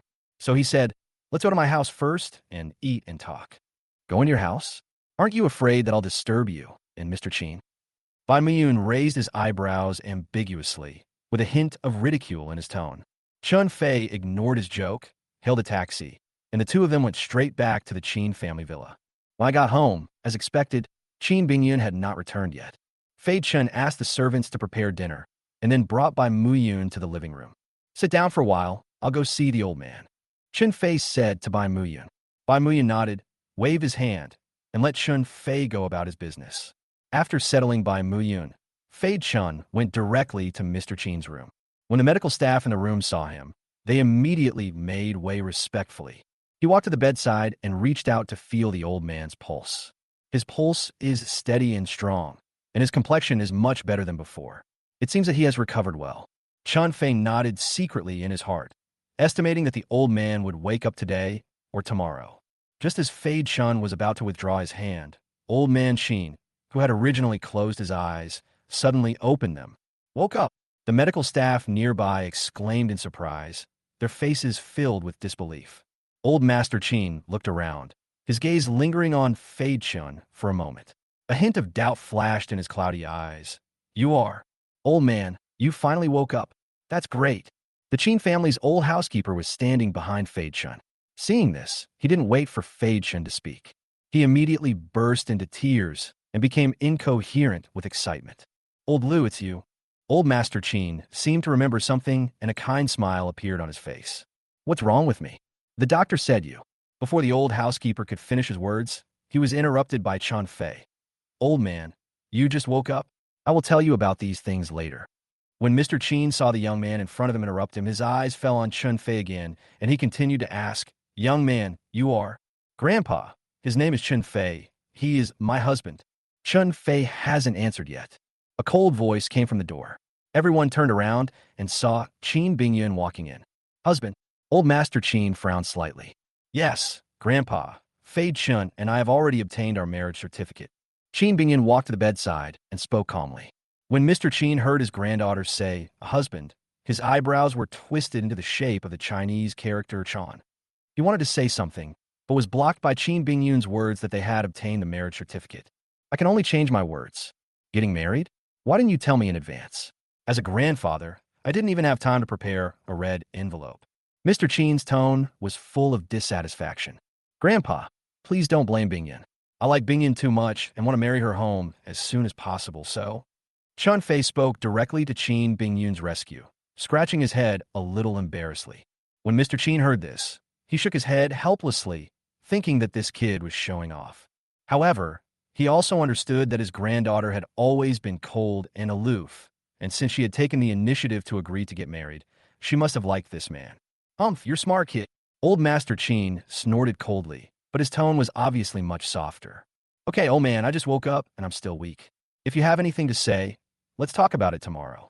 Seeing this, Fei Chun quickly said, Grandpa, you just woke up, you should get some rest. Don't worry, when you're well again, I'll tell you the whole story. Old Master Qin nodded with satisfaction, closed his eyes with peace of mind, and soon fell into a deep sleep again. Seeing that the old man had fallen asleep, Fei Chun tiptoed out of the room and gently closed the door. Fei Chun, thank you. Qin Bingyun's voice sounded behind him, with a barely perceptible tremor.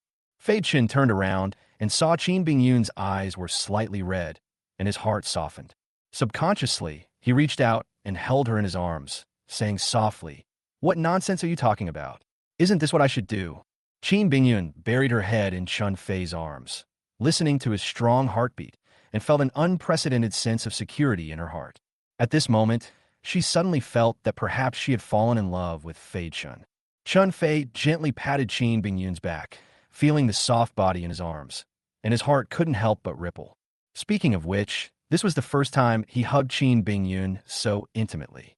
The two of them hugged each other quietly until the servant came to remind them that dinner was ready. Qin Bingyun pushed Chun Fei away embarrassedly.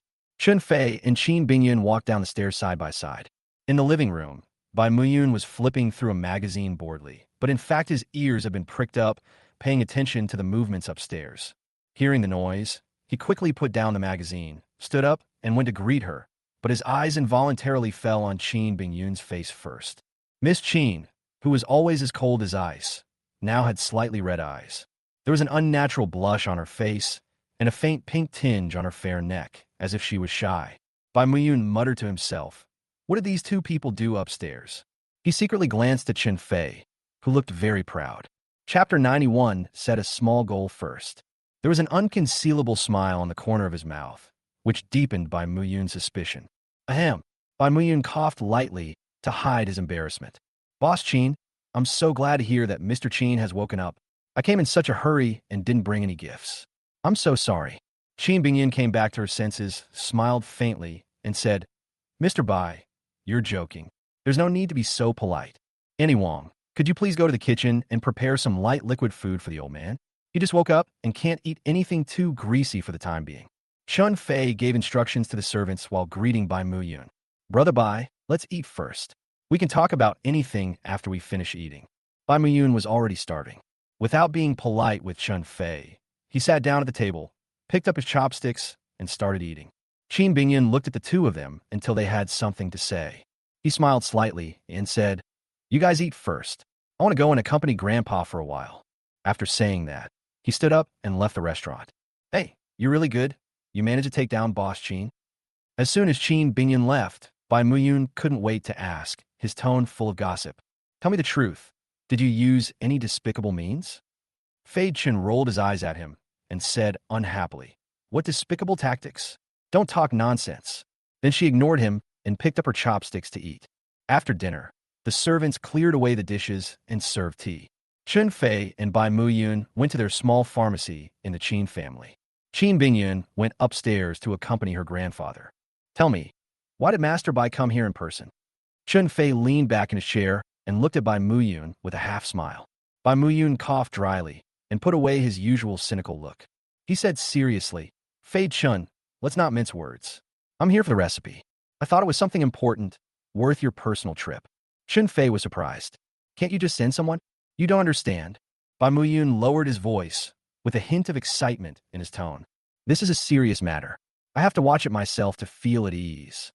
Fei Chun raised his eyebrows and motioned for him to continue. Bai Muyun cleared his throat and explained his plan in detail. I've already contacted several large pharmaceutical companies. As soon as we get the recipe, we can start production right away. Bai Muyun became more and more excited as he spoke. When the time comes, we two brothers will join forces and make a fortune together. Production, sales, promotion. Have you considered all of this? Chun Fei asked. Of course. Don't you see who I am? Bai Muyun patted his chest proudly. I've already contacted several popular live streamers who sell products online. I guarantee our pills will sell out as soon as they're released.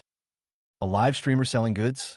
Although Chun Fei had previously proposed online sales, he had never paid attention to this category. Bai Muyun explained, they're those internet celebrities who are very popular right now. They sell things in their live streams, and their fans rush to buy them. It's amazing. Fei Chen nodded. Bai Muyun suddenly slapped his head as if he remembered something. He said excitedly, That's right. I have an idea for someone who is absolutely suitable to help us sell the goods. Who? Fei Chun asked curiously. Zhao Wanwan. Bai Muyun looked mysterious. Fei Chun picked up the teacup and took a sip. The image of Zhou Mei and Zhao Wanwan, who were timid and cautious in trying to please others, emerged in my mind. Chun Fei knew very well what the mother and daughter had suffered over the years. Of course, he could just give them the money directly. But given their personalities, they would definitely not accept my help with peace of mind, but would instead feel it was a burden. Bai Muyun's suggestion reminded him that instead of giving them money directly, it would be better to give them a chance. Let them change their destiny through their own efforts. Although Zhao Wanwan doesn't have any special talents, she is young and beautiful, and selling goods in a live broadcast room does not really require any professional skills. Chun Fei smiled and shook his head, saying calmly, As for Wanwan, I'll ask her opinion later. If she's willing, let her try. No problem, leave it to me. I'll arrange the best team for her and the most popular live broadcast room, making it hard for her not to become famous. Bai Muyun patted his chest and made the assurance, as if Zhao Wanwan had become the next queen of selling goods. Okay, stop bragging and get down to business. Chun Fei shook his head helplessly. Bai Muyun just liked to complicate simple things. Right. Let's get down to business. The prescription. My good brother, you must give me the prescription as soon as possible. I can't wait to show off my skills. When a prescription was mentioned, Bai Muyun's eyes lit up, as if he saw mountains of gold and silver waving at him. Hearing his words, Fei Chen stood up and walked to the corner of the pharmacy, where there was an antique medicine cabinet that exuded a faint medicinal fragrance. He opened the cabinet door and saw various medicinal herbs neatly arranged inside, all of which he had collected over the past few days. You're amazing. You've collected so many great things. Bai Muyun approached curiously as if he had discovered a new continent, looking around and wanting to study every medicinal ingredient thoroughly. Chun Fei ignored him and took out a few small porcelain bottles from the medicine cabinet and handed them to Bai Muyun. This is the finished product. Bai Muyun took the porcelain bottle as if it were a treasure, opened it carefully, poured out a pill, and put it to his nose to sniff it. The smell of this medicine is amazing. In addition to these, I have also developed some other pills, such as those for beauty and skincare, acne removal and whitening. Beauty and skincare, acne removal and whitening? Brother Fei, your unconventional methods. Ah no, your family inherited skills are quite comprehensive. Bai Muyun's eyes were as big as copper bells, and his tone was full of disbelief. You don't have any secret recipe for breast enlargement, do you? If this thing really works, then the market. Go to hell, what are you thinking? Chun Fei cursed with a smile, interrupting Bai Muyun's fantasy, and then took out a stack of papers from his pocket. Stop talking nonsense. Here's the recipe. Take a look for yourself. Bai Muyun took the recipe and scanned it quickly. The expression on his face gradually changed from cynical at the beginning to serious.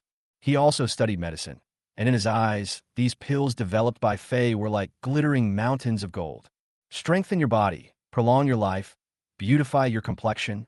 Holy crap, you haven't just developed a few pills, you've revolutionized the entire pharmaceutical market. Bai Muyun was so excited that he was incoherent and grabbed Chun Fei's shoulders. Let's join forces, brothers. Let's set a small goal first. Make 10 billion. Don't talk about 10 billion or 100 billion. It sounds like a scam.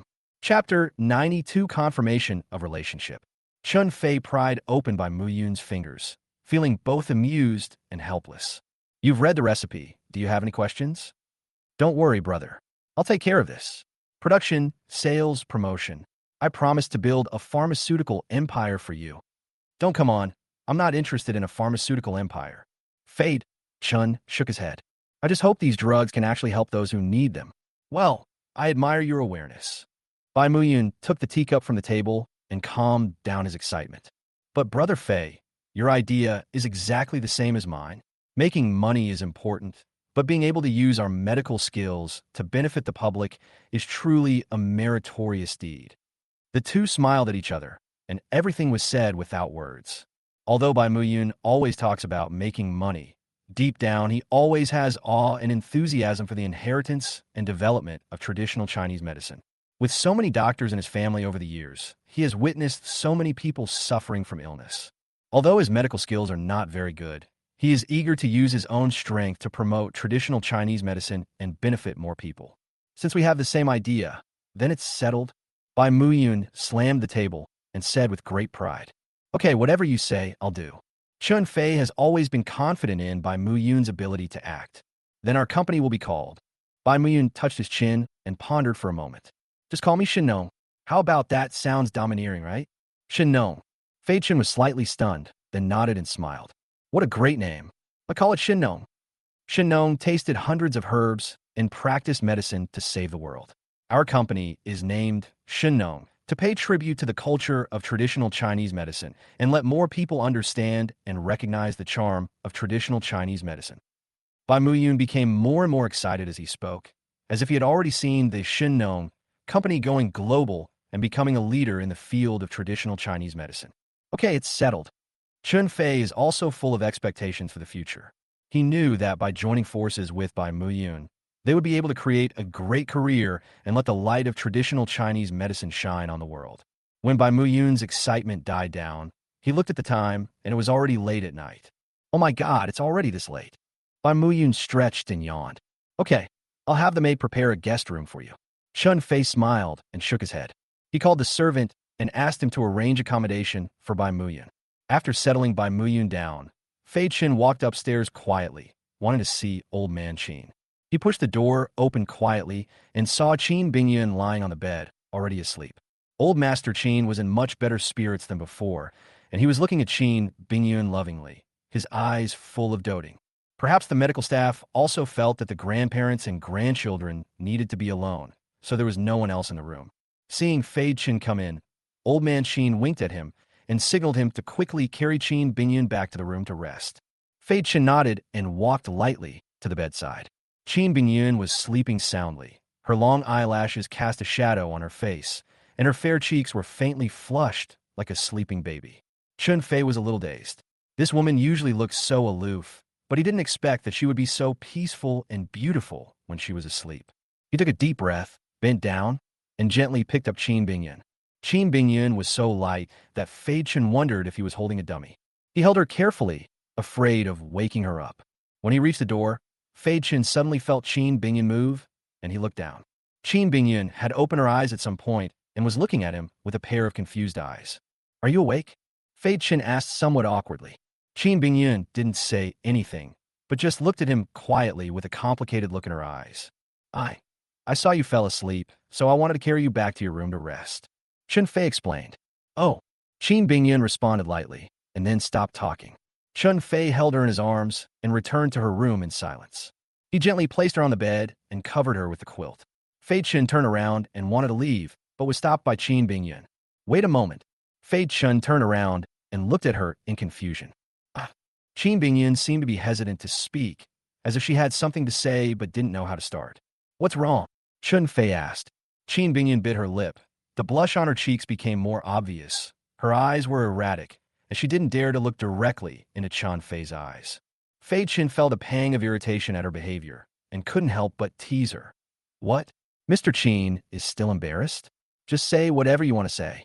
Qin Bingyun suddenly raised her head, as if she had made a great decision, and said quickly, I feel like I seem to have a different feeling about you." After she finished speaking, she quickly lowered her head, as if she was afraid that Fei Chen would see the expression on her face. Chun-Fei was stunned for a moment. He didn't expect Qin Bingyun to say such a thing. He always thought that Qin Bingyun was just using him as a shield. But now it seems that something is different. A different feeling? Fei Chen raised his eyebrows, becoming interested. "How is it different? Tell me about it." Qin Bingyun's face turned even redder, and she stammered, That's it. That's it." She raised her head and glared at Fei Chen fiercely, as if she had made a decision. She said firmly, "I like you. Okay." After saying that, she turned her head away with an expression that said, "Do whatever you want." Chun-Fei couldn't help laughing when he saw her awkward look. "I thought it was some big deal, but it turns out our President Qin is feeling romantically aroused." When Qin Bingyun heard the words spring feelings, she wished she could find a hole to crawl into. She glared at Chun-Fei in anger and said through gritted teeth, What nonsense are you talking about?"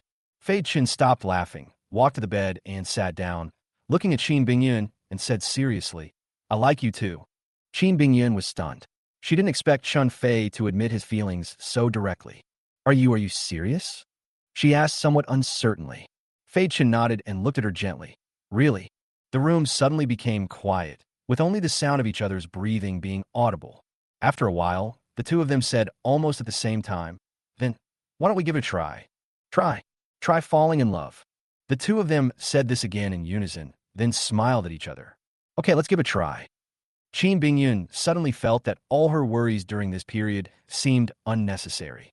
After the relationship was confirmed, the atmosphere seemed to have really become a little different. Why don't you come up?" Qin Bingyun's voice was as thin as a mosquito, but she still mustered up the courage to say this. Chapter 93, I just accompany her to work. Chun-Fei was stunned for a moment. Then he understood what Qin Bingyun meant. He smiled and asked, "Are you sure? If I go up there, just come up. Why are you talking so much nonsense?" Qin Bingyun was furious and didn't know what was wrong with her, that she actually took the initiative to invite Chun-Fei to bed. Chun-Fei stopped teasing her and directly lifted the quilt and lay down next to Qin Bingyun. Qin Bingyun's body stiffened instantly. She could clearly feel the temperature from Chun-Fei's body. You can even smell a faint scent of tobacco on him, mixed with a hint of mint. Fei Chen turned sideways, hugged Qin Bingyun into his arms, and said softly, "Go to sleep." Qin Bingyun did not resist. She leaned her head gently on Chun-Fei's chest, listening to his strong heartbeat. An unprecedented sense of security surrounded her. Chun-Fei's body stiffened instantly. He could even feel Qin Bingyun's warm breath spraying on his neck, with a faint fragrance. He took a deep breath and tried hard to control the restlessness in his heart. Just confirm the relationship first, don't go too far. He kept reminding himself. In the end, he just gently hugged Qin Bingyun, closed his eyes, and felt this rare warmth. The first ray of sunlight shone in the morning, and Fei Chen slowly opened his eyes. What came into view was Qin Bingyun's peaceful sleeping face. His heart softened, and he stood up quietly, afraid of disturbing her sweet dream. When Chun Fei walked out of the room, he saw that Mr. Qin had gotten up and was sitting in a wheelchair, with Bai Muyun beside him talking to him. "Grandpa, good morning." Fei Chen stepped forward and greeted respectfully. "Well, Xiaofei, get up." Old Master Qin smiled kindly. "Did you sleep well last night?" Fei Chen was stunned for a moment, then realized that Mr. Qin was asking this question even though he already knew the answer. He showed an awkward smile on his face and replied vaguely, "Not bad, not bad." "Grandpa, please stop teasing Fei Chen." Bai Muyin smiled and tried to smooth things over. "You know their relationship." Old Master Qin gave Fei Chen a meaningful look and said, "Okay, that's fine. An old man, won't ask too much about the affairs of you young people. But, Xiaofei, Bingyan has suffered a lot since she was a child. You have to treat her well." "Grandpa, don't worry. I will take good care of Bingyan," Fei Chen promised solemnly. "Well, I believe you." Old Master Qin nodded, his eyes full of relief. At this time, Qin Bingyan also walked out of the room. When she saw Chun Fei, a hint of unnaturalness flashed across her face, but she quickly returned to her usual coldness. "Grandpa, good morning," she greeted calmly. "Bingyan, get up." Mr. Qin responded with a smile. "The weather is nice today. Why not let Xiaofei take you out for a walk?" "No, Grandpa, there are still some things at the company that I need to go back to deal with." Qin Bingyan refused, and she seemed to avoid Chun Fei's gaze intentionally or unintentionally. "Company matters can be handled at any time," Mr. Qin insisted. Qin Bingyan wanted to say something, but Chun Fei grabbed her hand. Qin Bingyan was about to open her mouth to refute, saying that the company really had a lot of things waiting for her to deal with. But Chun Fei said first, "Grandpa, why don't I accompany Bingyan to work? I don't have anything to do today anyway." Qin Bingyan was stunned for a moment, and a hint of unnaturalness flashed in her beautiful eyes. Why did this guy suddenly become so active? Isn't he afraid of people in the company gossiping about him? Although she thought so in her heart, Qin Bingyun did not refuse. Bai Muyun watched from the side and couldn't help laughing. He, as a brother, was once again ostentatiously ignored. Okay. You young people should go together so you can look after each other," Old Master Qin said, with a smile, obviously very satisfied with Chun Fei's performance. After breakfast, Fei Chen drove Qin Bingyun's red Ferrari all the way to the Qin group. Qin Bingyun remained silent along the way. Her delicate profile was like frost, making her difficult to approach. "Why? Are you still angry about what I did last night?" Chun Fei asked while driving, with a hint of teasing in his tone. "No," Qin Bingyun replied coldly, but her slightly red earlobes betrayed her true emotions. "Huh, you say one thing and mean another." Fei Chen chuckled, stopped talking, and concentrated on driving. Arriving downstairs of the Qin group, Fei Chen was about to park when Qin Bingyun stopped him. "Park further away. I can go up by myself." Fei Chen frowned slightly and asked in confusion, "Why? Why so many whys? Come back later." Qin Bingyun's tone was a little unnatural. She couldn't say that she was afraid that people in the company would see Chun Fei accompanying her to work, and she would feel embarrassed. Chun Fei had no choice but to park the car a little further away from the company building. After Qin Bingyun got off the car, she walked towards the company without looking back. Fei Chen shook his head in amusement. On the other side, Mr. Qin and Bai Muyun were sitting in the living room, drinking tea leisurely. "Muyun, go on, what happened next? Did that kid embarrass our Qin family at the auction?" Mr. Qin took a sip of tea and asked with a smile. "Grandpa, don't worry. How could Fei Chen embarrass you?" Bai Muyun replied immediately, fearing that the old man would misunderstand Chen Fei. Not only did he not lose face, he slapped those people in the face. "Oh, how do you slap me in the face?" Old Master Qin became interested and asked. Bai Muyun cleared his throat and began to describe the scene at the auction in vivid detail. Of course, he wouldn't tell the old man that he was also the one who was slapped in the face. He just focused on describing how Fei Chen fought against those rich second generations in order to help Qin Bingyun buy the rare medicinal herb, how he spent a fortune, and how he finally defeated everyone and successfully won the thing. Listening to Bai Muyun's description, the smile on Mr. Qin's face became brighter and brighter. He looked in the direction where Chun Fei left, his eyes full of admiration. Good, this kid has courage." Old Master Qin couldn't help but exclaim in admiration. "It seems that my vision is correct. This boy is worthy of my precious granddaughter." watching Qin Bingyun's tall figure disappear behind the revolving door of the Qin Group building. Fei Chen waited patiently in the car for a few minutes. Then he got out of the car slowly. He strolled towards the company building. As he walked into the company building step by step, the swaying figure made him feel itchy in his heart. Women always say one thing and mean another. Fei Chen shook his head, but a sly smile appeared on the corner of his mouth, and he followed slowly. When he reached the top floor of the company, Chun Fei thought he would encounter some obstacles. After all, he had a reputation as a gigolo, so he had a smooth journey and went straight into the president's office. Chapter 94. There are only a few days left. Mr. Chun, President Qin, is in a meeting. Please rest here for a while. Would you like something to drink? Qin Bingyun's assistant was a young and capable girl. When she saw Chun Fei come in, she immediately asked respectfully, "No, thank you." Fei Chun waved his hand and sat casually on the sofa, but he couldn't help but scan the office.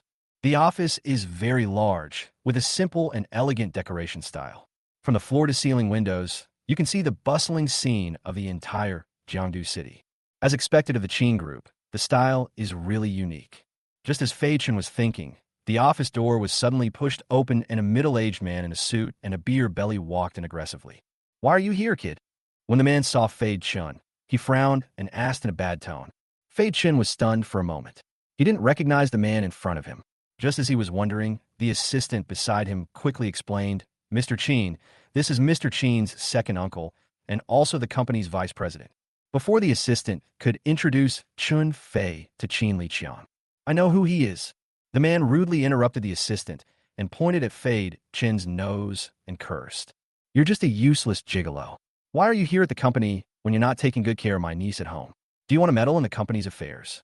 Only then did Chun Fei understand that this person was Qin Bingyun's second uncle. No wonder he treated him like that. He wasn't angry either, but just looked at him with a half-smile and said slowly, "Second uncle, what are you talking about? I came to the company to see my wife. Do I need your permission?" "You?" The man almost lost his breath when Fade called him second uncle, and his face instantly turned the color of liver. "Who is your second uncle? Don't try to make connections." "Why? Second uncle doesn't recognize me as his nephew-in-law." Fei Chen raised his eyebrows and said in a playful tone, "I remember that when Bingyun and I got married, second uncle didn't give us any gifts. No wonder second uncle didn't recognize me. Do you want to make up for it today?" The man's face froze. "Don't mention that to me." The man was furious and pointed at Fei Chen's nose and cursed. "I'm telling you, don't think you can show off in the company just because you married my niece. This is not a place where you can act wild." "I'm showing off?" Chun Fei couldn't help but sneer as if he had heard a funny joke. "Just you? Are you worthy enough to let me show off? You're looking for death." Qin Liqiang was completely enraged by Chun Fei's attitude.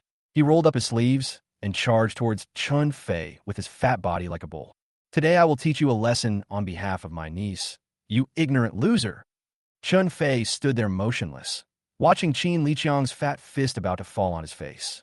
At this moment, he moved as fast as lightning, grabbed Qin Liqiang's fist, and twisted it gently. Crack! The sound of broken bones was particularly harsh in the quiet office. Qin Liqiang screamed like a pig being slaughtered, and his fat body fell uncontrollably to his knees in front of Chun Fei. You dare to attack me?" Qin Liqiang was sweating profusely from the pain. He pointed at Chun Fei and began to stutter. "Why shouldn't I?" Fei Chun sneered and increased the strength in his hands. "Who do you think you are?" "Fei Chun." At this moment, a cold voice sounded at the office door.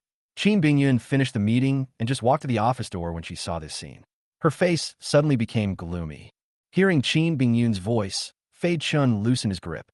Qin Liqiang's obese body immediately collapsed to the ground, holding his twisted wrist and wailing. "Qin Bingyun, look at the good husband you found, but he actually dared to attack me. You're rebelling against him." Qin Liqiang saw Qin Bingyun and pointed at Chun Fei and accused him loudly. Qin Bingyun glanced coldly at Qin Liqiang, who was wailing on the ground, and ignored his shouting. Instead, he turned to look at Fei Chun and asked, "What's going on?" "Nothing. I'm just helping my second uncle stretch his muscles, so he doesn't get fat from sitting in the office all day." Fei Chen shrugged and spoke casually. "You?" Qin Liqiang was so angry at Chun Fei's words that he almost vomited blood. "Uncle, what are you doing in my office?" Qin Bingyun withdrew her gaze and asked indifferently, as if everything that had just happened had nothing to do with her.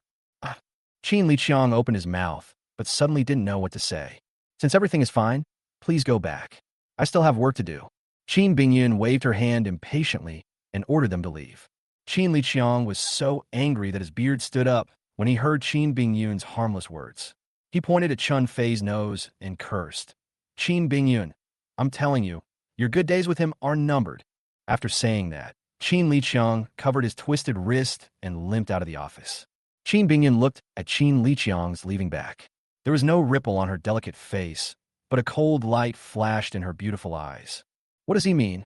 Chun Fei walked to Qin Bingyun and asked with interest, as if he didn't care at all about Qin Liqiang's words. Qin Bingyun rubbed her brows and said calmly, the company has been in turmoil recently. Grandpa hasn't shown up, and some of the old guys in the company are ready to make a move and want to pull me down from this position. Oh, Fei Chen raised his eyebrows. So what are they going to do? What else can we do? Qin Bingyun sneered. It's nothing more than trying to win over shareholders and spread rumors in an attempt to force me to step down. Fei Chun walked over to the sofa, sat down carelessly, and crossed his legs. Then how are you going to deal with it? Qin Bingyun smiled softly, rolled her eyes at Fei Chun, and said, do you really think I'm that easy to bully? Those old guys in the company won't be around for much longer. Fei Chun raised his eyebrows. I followed her and pretended to understand. So you were prepared. I thought you would be bullied by them. Humph. Do you think I'm just like you? A reckless man who only knows how to fight and kill. Qin Bingyun gave Chun Fei a cold look, obviously referring to the fight he had just had with Qin Liqiang. For now, only a few of us know that Grandpa has woken up. Qin Bingyun walked to the desk and picked up a document. I plan to keep this news secret for now and wait until Grandpa fully recovers. What good plan? When Chun Fei heard Qin Bingyun's words, he immediately understood what she meant. Qin Bingyun's move can be said to kill two birds with one stone, allowing Old Man Qin to rest and recuperate. And you can take the opportunity to catch all those guys in the company who have ulterior motives. Okay, as long as you know what's going on. Fei Qin stood up and stretched. Then I'll go to work at the hospital this afternoon. Chapter 95, Tunnel Collapse. Well, I happen to have a meeting this afternoon. You can go. Qin Bingyun lowered her head and flipped through the documents, saying without raising her head, okay, I'll be leaving now. Fei Chen walked over Qin Bingyun and kissed her smooth forehead gently. Come back early in the evening. I'll wait for you to have dinner together. After saying that, Fei Chen turned and left the office. Looking at Chun Fei's departing back, Qin Bingyun's lips curled up slightly. When Chun Fei arrived at Renqin Hospital, he was shocked by the scene before him. There were crowds of people at the hospital entrance. The sounds of ambulances could be heard one after another, and medical staff were coming and going, creating a busy scene. What's going on? Fei Chen grabbed a passing nurse and asked. The young nurse was about to get angry, but when she saw it was Fei Chun, she quickly explained, Dr. Chun, the tunnel on Shaoyan Road collapsed, hitting a lot of people. The hospital is really busy right now. After saying that, the young nurse hurried into the hospital. Fei Chun trotted in. The strong smell of disinfectant mixed with the smell of blood hit him in the face, making him frown. Looking around, the hospital corridor was crowded with wounded people lying or sitting, and groans of pain could be heard one after another. The tragic scene made Chun Fei, who was used to seeing life and death, feel a tightness in his chest. Dr. Chun, you're finally here. Hurry, we need you here. A sweaty nurse saw Chun Fei. As if he had grabbed a life-saving straw, he quickly pulled him to a stretcher. Chun Fei looked down and saw a young man with a pale face and his chest heaving violently. He was obviously having difficulty breathing. He didn't bother to ask more questions and quickly checked the condition of the injured person, frowning even more tightly. 3 ribs are broken and there's a pneumothorax. Surgery is necessary immediately. A doctor said anxiously. But the operating room is full. There are no vacant operating tables at all. It's too late. If we delay any longer, he will die. Chun Fei made a prompt decision. I'll do it. Prepare the herbs and... Fei Chun named a series of medicinal herbs in one breath, and the doctors and nurses around him were stunned. It was the first time they had seen someone use traditional Chinese medicine to treat such an emergency injury. What are you still standing there for? Hurry up and get ready. Chun Fei let out a low roar, and everyone came back to their senses and hurriedly prepared the tools and herbs he needed. Time was running out, and Fei Chun ignored the questioning looks around him. He took a deep breath, and his hands moved like lightning, with the silver needles accurately piercing the acupuncture points of the injured person. As the silver needle fell, the injured person, who was originally breathing rapidly, gradually calmed down and his face regained some color. Ow, how is this possible? Traditional Chinese medicine can also treat external injuries? How come I've never seen this before? Don't talk, just look carefully. The doctors and nurses around were all stunned. They had never seen such miraculous medical skills, and they had never imagined that Chinese medicine could be so effective. Chun Fei ignored the discussions around him and concentrated on giving acupuncture and medication. Relying on the superb medical skills inherited from the medical saint in his mind, he managed to complete a miraculous treatment in this corridor without an operating table. In the next few hours, Fei Chun transformed himself into a god of war, saving the dying and healing the wounded, shuttling through the crowded hospital corridors. With his superb skills of traditional Chinese medicine, he brought back the wounded who were struggling on the brink of life and death from the gates of hell. Dr. Chun, you are amazing. If it weren't for you, I would be dead. Dr. Chun, you are truly a living bodhisattva. The injured who survived the disaster expressed their gratitude to Chun Fei one after another. Looking at the light of hope flashing in their eyes, Chun Fei felt an indescribable sense of satisfaction in his heart. However, just as Chun Fei was about to take a break, an injured person pushed in by a nurse caught his attention. Chun Fei glanced at the injured man, a thin young man with a somewhat unruly look on his face. Even though he was seriously injured, his eyes were still as sharp as an eagle. He had multiple fractures on his body, and the white bandages were stained red with blood, but he just lay there quietly. There was no groaning, no wailing, not even a frown. Xiaolu, who is this? Fei Chun turned around and asked the nurse beside him. Oh, Dr. Chun, this is the last survivor rescued from today's tunnel collapse. I heard that he was crushed by a huge rock for 10 minutes while trying to save a child. The young nurse lowered her voice, her tone filled with admiration. Fei Chun nodded, and his gaze fell on the young man again. In 10 minutes, his ribs were broken and his internal organs were damaged.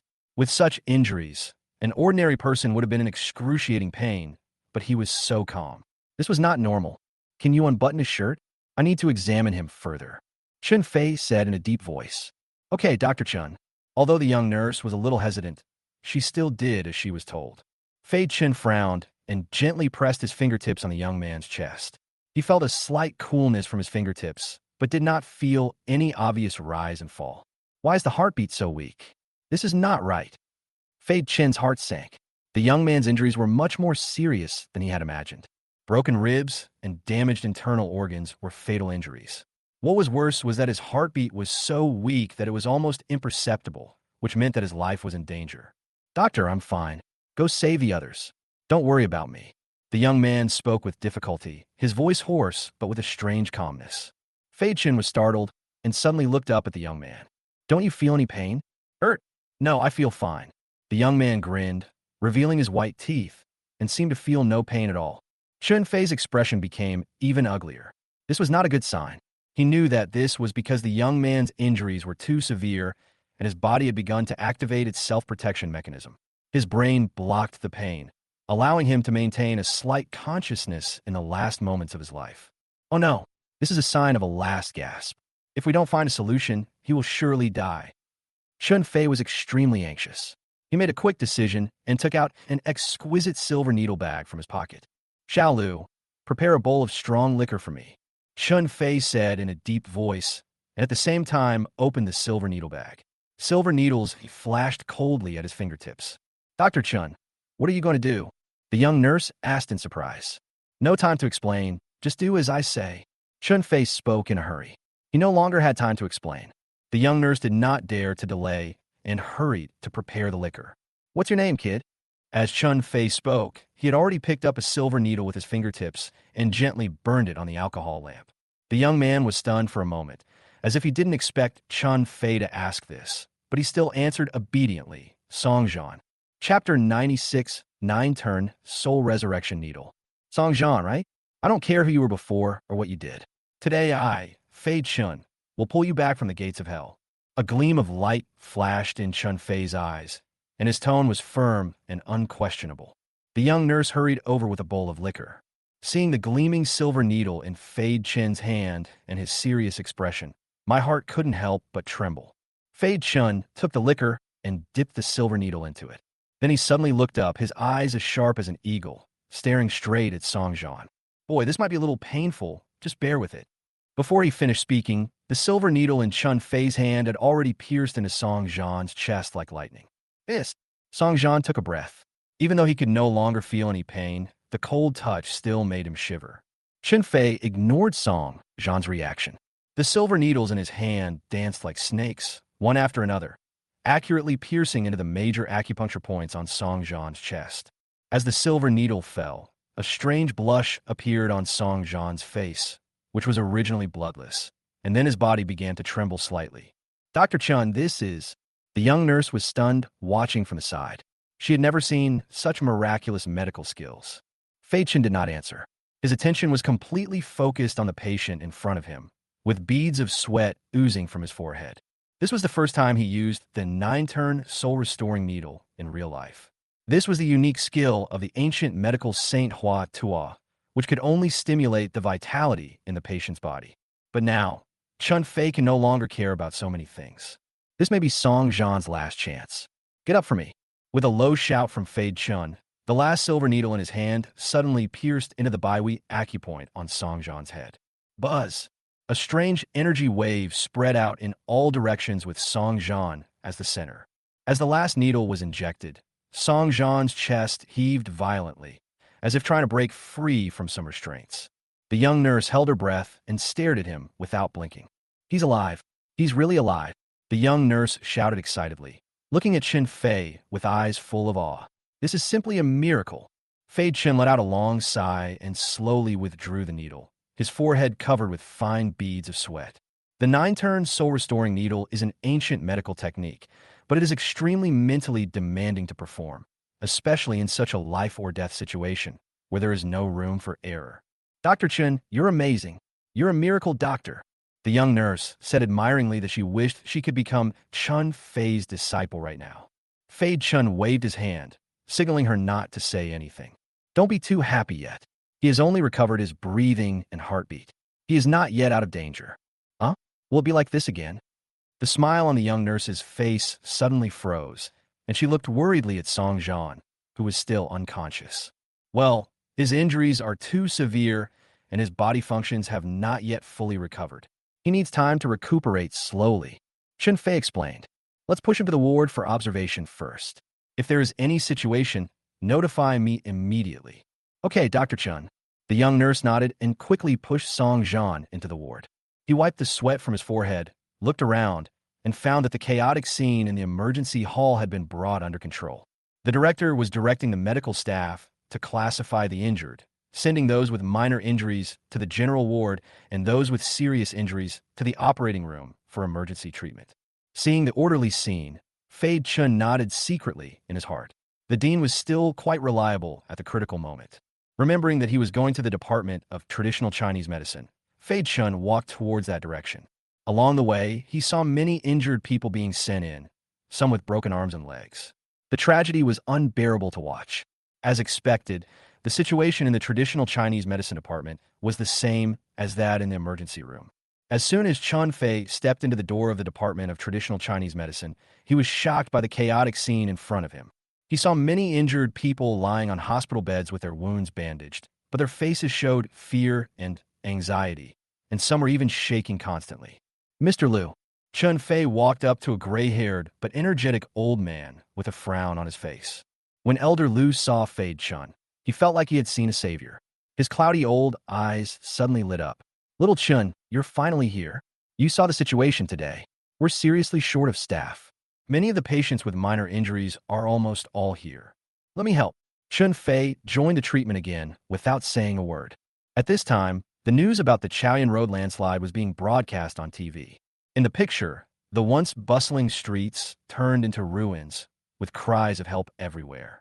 It is reported that this landslide accident caused many casualties, and rescue work is still underway. Jiangdu Rinqing Hospital is closest to the scene of the incident, so it received a large number of injured people. The hospital was overcrowded, and the corridors were filled with stretchers and anxiously waiting family members.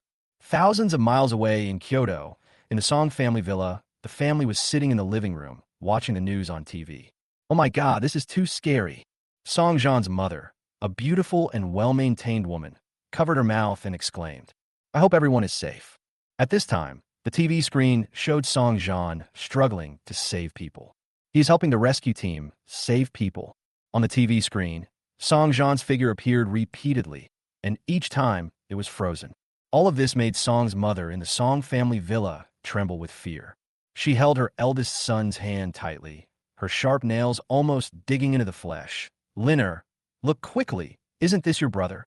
Song Lin frowned and said in a deep voice, Don't panic. Contact him first and ask him how it goes.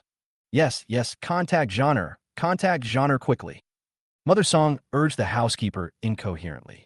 After hearing what Song's mother said, the housekeeper hurriedly called Song Jan. But the only response he got was a cold, robotic female voice. Sorry, the number you dialed is currently unavailable. Song's mother, the housekeeper, said that she couldn't be contacted. Her face was pale and her body was shaky. She had a bad feeling in her heart. Just then, Song Qingshan pushed the door open and saw his wife in this state. He hurried forward to support her. What's going on? What happened? Mother Song grabbed his arm and said, Qingshan, watch TV quickly. Saw not? Song Qingshan followed his wife's gaze. The scene at this moment was frozen in the moment when he used all his strength to push a little girl away, but he was crushed underneath by the collapsed floor. Song Qingshan's pupils suddenly shrank. He saw the image of his youngest son being pressed underneath flash by, and an ominous premonition came to his mind. Quick, contact Jiangdu. I want to know about Genre's situation. Song Qingshan yelled at the guard beside him. The guard did not dare to delay and immediately went out to contact the person in charge. Song Qingshan gently patted his wife's back and comforted her softly. Don't worry, Genre is a lucky man. Maybe we were just mistaken. Chapter 97. The situation is not good. However, his trembling voice betrayed his inner uneasiness. At the same time, inside the Jiangdu Municipal Government Building, a rapid telephone ring broke the tranquility of the past. Secretary Zhou, there's a call from Kyoto. It's from the Song family. The guard's voice trembled slightly, and he was obviously frightened by the origin of the call. Zhou Wuqiang's heart tightened. His keen sense of smell, acquired from years of official career, told him that this call was unusual. Song family? Which Song family? He asked in a deep voice, with a vague guess in his mind. The guard swallowed and answered cautiously. It's the guy from Kyoto. He said he wanted to ask you for help finding someone. Looking for someone? Who is worthy of Minister Song's personal attention? Zhou Wuqiang frowned, feeling even more confused. It seems to be his son, named Song Jan. He said he might have been injured in the Chaoyan Road landslide. I want to know how he's doing now. The guard's voice became lower and lower, fearing that he might have said something wrong. Zhou Wuqiang was suddenly struck by lightning, and his face changed drastically. What? You said Song Qingshan's son was injured in Jiangdu? Is this news confirmed? The Song family in Kyoto is a real behemoth. Just one stomp of their feet can shake the whole of China. And Song Qingshan is even more powerful and influential, and even his boss's boss has to be wary of him. He never imagined that this landslide accident would involve such a great god. The news should be confirmed. The call came from the guard next to Minister Song. The guard was also frightened by Zhou Wuqiang's sudden anger and stuttered when he spoke. Asshole, such a big thing. Why are you reporting it now? Zhou Wuqiang was furious and slammed the documents in his hand onto the table. His anger almost set the entire office on fire. No time to blame subordinates. He immediately asked which hospital the injured in the accident were in. The guard quickly said, it's the nearest Rinxin hospital on Chaoyan Road. Upon hearing this, Zhou Wuqiang quickly grabbed his coat and rushed out, ordering as he walked, prepare the car immediately and go to Rinxin Hospital. Also, notify the director of the municipal bureau immediately and have him rush to the hospital.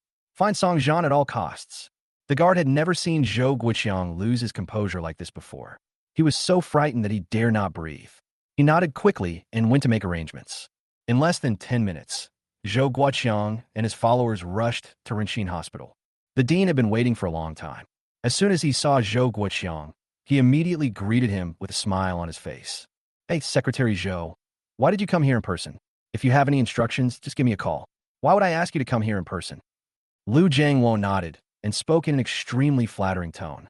Zhou Guoqiang had no intention of exchanging pleasantries with him. He asked with a stern face, Director Liu, time is running out. Let me be brief.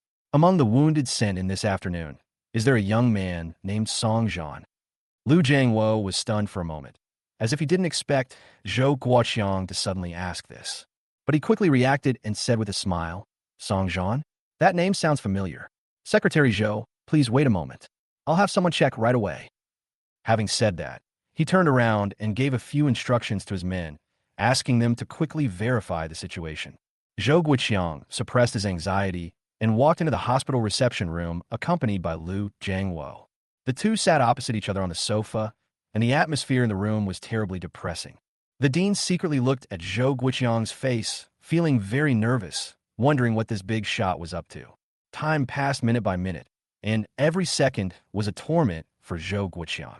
He kept looking at his watch, and beads of sweat appeared on his forehead. Finally, there was a knock on the door, and a doctor hurried in. Dean, I checked. I found it. The doctor looked pale and could barely speak clearly. Hurry up and tell me. What's going on? The dean no longer cared about etiquette, stood up suddenly, and asked in a stern voice. That young man named Song Jian. The doctor hesitated and couldn't utter a complete sentence for a long time. What happened to him? Tell me now. Zhou Guoqiang could no longer suppress his anxiety.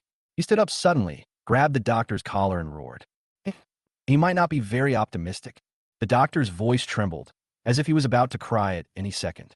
Zhou Guoqiang felt a black screen in front of his eyes and almost fell down. Just then, a burst of hurried footsteps was heard. A slightly fat man with a bloated stomach rushed into the reception room, surrounded by several followers. It was Jiangdu, Mayor Qian Shuiao. He was originally dealing with the follow-up matters of the Chaoyan Road landslide accident when he suddenly received a call from Zhou Guoqiang. He was scolded severely and told to go to Renqin Hospital immediately. Qian Shuiao thought he was going to be dismissed and investigated, and he didn't even dare to breathe along the way. As soon as he entered, Qian Shuiao saw Zhou Guoqiang sitting on the sofa with a gloomy face. The atmosphere in the room was terribly depressing. He was so frightened that his legs went weak. He asked tremblingly, Secretary Zhou? Secretary Zhou, you want to see me? Zhou Guoqiang was very angry at the moment and had no intention of talking to him. He glanced at him coldly, pointed at the timid doctor, and said, Ask him if there is anyone named Song Jian among the wounded sent in this afternoon. Qian Shuiao was stunned for a moment. Then he reacted and quickly turned to look at the doctor, asking anxiously, Song Jian? Which Song Jian? The doctor said with a sad face, It's the man who was crushed while saving the little girl. Qian Shuiao took a deep breath, even though he didn't know Song Jian's identity. But he also heard the solemnity in Zhou Guoqiang's tone and knew that this matter was no trivial matter. I quickly asked, then, how is he now? The doctor wiped the cold sweat from his forehead and said cautiously, It may not be good. Trash. They're all a bunch of trash. Zhou Guoqiang was furious. He kicked over the coffee table in front of him and yelled at Liu Jiangwo. Director Liu, is this the medical level of your hospital? Liu Jiangwo was so frightened that he broke out in a cold sweat. He quickly nodded and said, Secretary Zhou, please calm down. I will immediately call the best experts in our hospital to come for a consultation. We will definitely do our best to save Mr. Song. Zhou Guoqiang pushed him away and said angrily, What are you still standing there for? Go quickly. Liu Jiangwo felt as if he had been pardoned and immediately asked the doctor in the room to prepare for a consultation. Zhou Guoqiang took a deep breath, tried to calm himself down, turned, and said to a young man who looked like a secretary next to him, Chapter 98, Someone You Can't Afford to Offend. Xiao Li, notify the director of the health bureau immediately and have him bring the best doctors in the city to Renqin Hospital immediately. Yes. Xiao Li nodded quickly and turned to make a phone call. Zhou Guoqiang turned to look at Qian Shuiao and said coldly, Mayor Qian, you should go and take a look too. Qian Shuiao's heart skipped a beat. He knew that he had no way to escape this time, so he could only bite the bullet and deal with the matter quickly. Zhou Guoqiang did not return to the reception room, but went straight to the dean's office. Director Liu, call the doctor who is in charge of Song Jian over here. Zhou Guoqiang sat down on the sofa and said in a deep voice, Yes, I'll call him over right away. Dean Liu nodded and said, then quickly took out his cell phone to make call.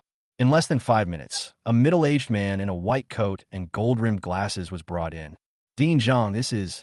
Liu Jiangwo was about to introduce himself when Zhou Guoqiang interrupted him impatiently.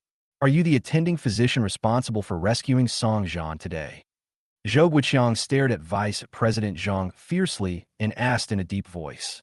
Vice President Zhang was frightened by Zhou Guiqiang's aura and nodded subconsciously even though he didn't know who Song Jian was.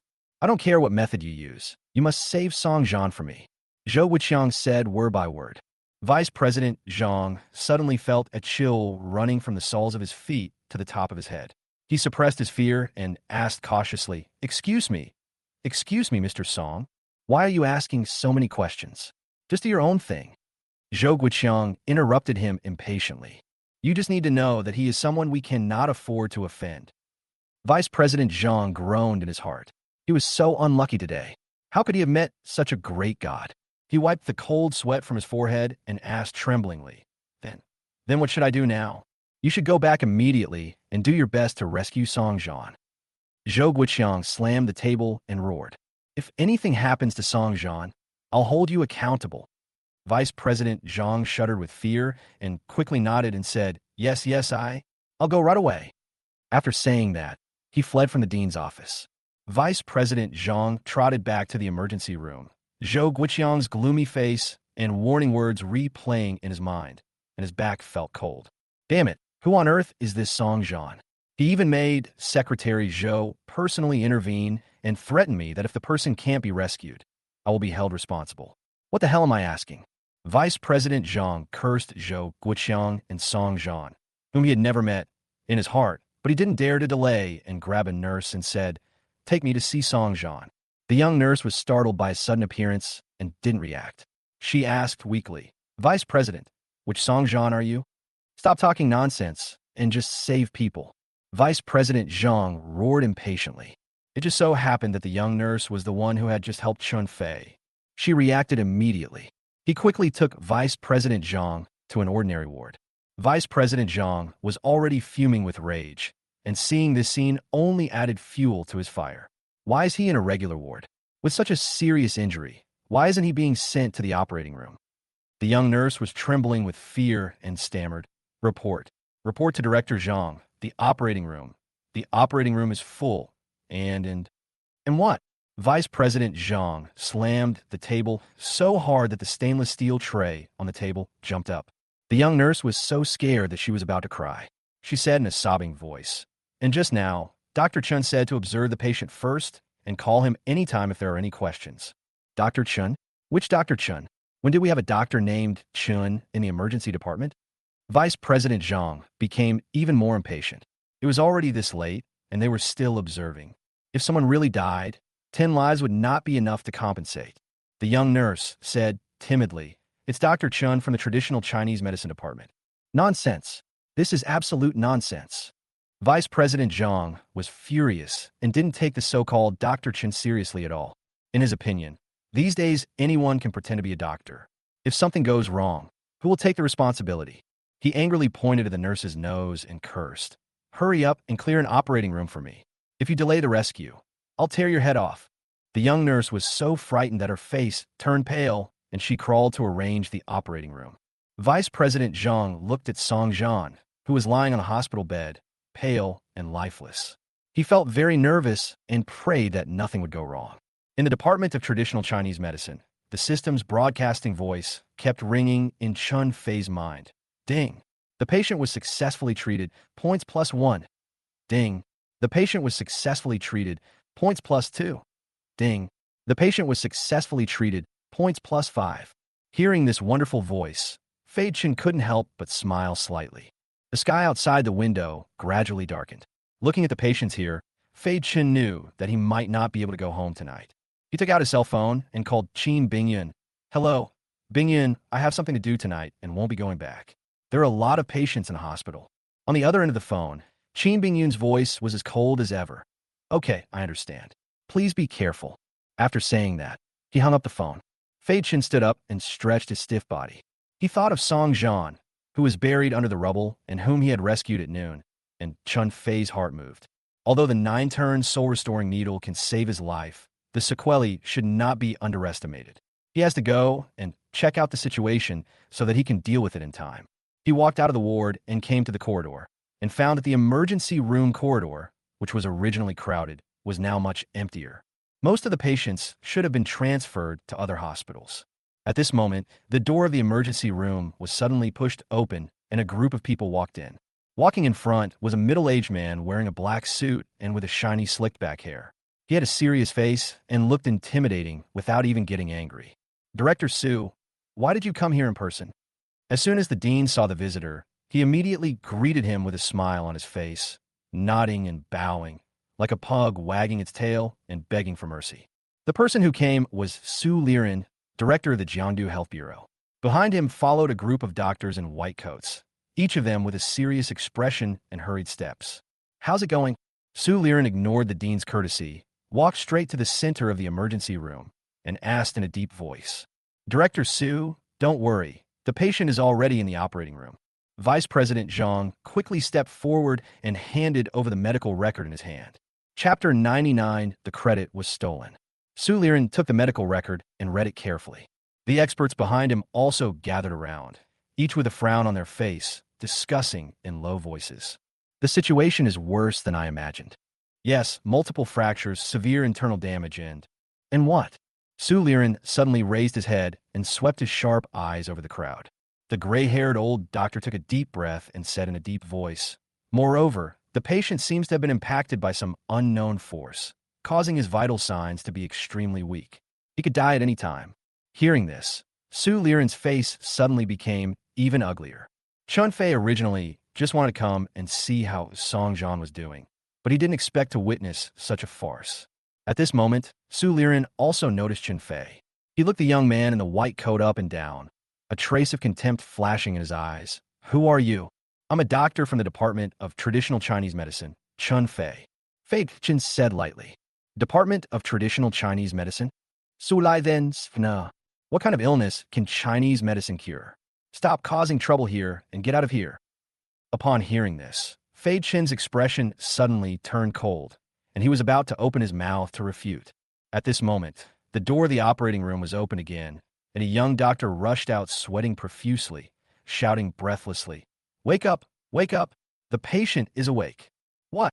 This sentence was like dropping a bomb on a calm lake, instantly detonating the entire corridor. The contempt on Su Liren's face froze, and his eyes widened in disbelief. Vice President Zhang just stood there in a daze, as if someone had pressed acupoints on him. "Awake, how is that possible?" A man who looked like an expert pushed his glasses and asked in disbelief, "How could the patient wake up before we even started the operation?" Fei Chen raised his eyebrows, grabbed the dean's arm, and asked, "Who's in there, who's awake?" The dean had no time to bother with Fei Chen at the moment. He shook off Fei Chen's hand and hurriedly ran towards the operating room, muttering, Song Jian is awake." Vice President Zhang and the experts behind Su Liren ignored everything else and rushed into the operating room, fearing that they would miss any important information. Chun Fei also wanted to go over to see what was going on, but as soon as he reached the door of the operating room, he was stopped by two doctors guarding outside. "I'm sorry, Dr. Chun. No outsiders are allowed to enter during the operation." One of the nurses said expressionlessly, "Song Jian is my patient. Let me go in and see what's going on." Fei Chun frowned, with a hint of displeasure in his tone. These two doctors are obviously looking down on others. "Your patient?" One of the doctors looked Fei Chen up and down, then laughed as if he had heard a joke. "Dr. Chun, which eye of yours saw that Song Jian was your patient?" "Don't think I don't know. You're from the Department of Traditional Chinese Medicine. Why are you joining the fun in our Department of Surgery?" Another doctor echoed, "Exactly. Don't you think about your own weight and the condition of the patients inside? Do you think you can just look at them casually? Get out of the way right now and don't get in the way." Chun Fei was so angry at the two nurses' attitude that he laughed, and he was about to explode. A sarcastic voice came from the end of the corridor. "Hey, isn't this Dr. Chun, the famous doctor in our hospital? Why, instead of being busy treating some rich woman today, you came here to take credit?" Fei Chen turned around and looked at the person who came. It was none other than Zhang Yuan, who had clashed with Fei Chen before and was also Vice President Zhang's beloved son. As soon as Zhang Yuan saw Chun Fei, he immediately remembered the day when he was publicly humiliated by Chun Fei in the emergency department, and he was furious.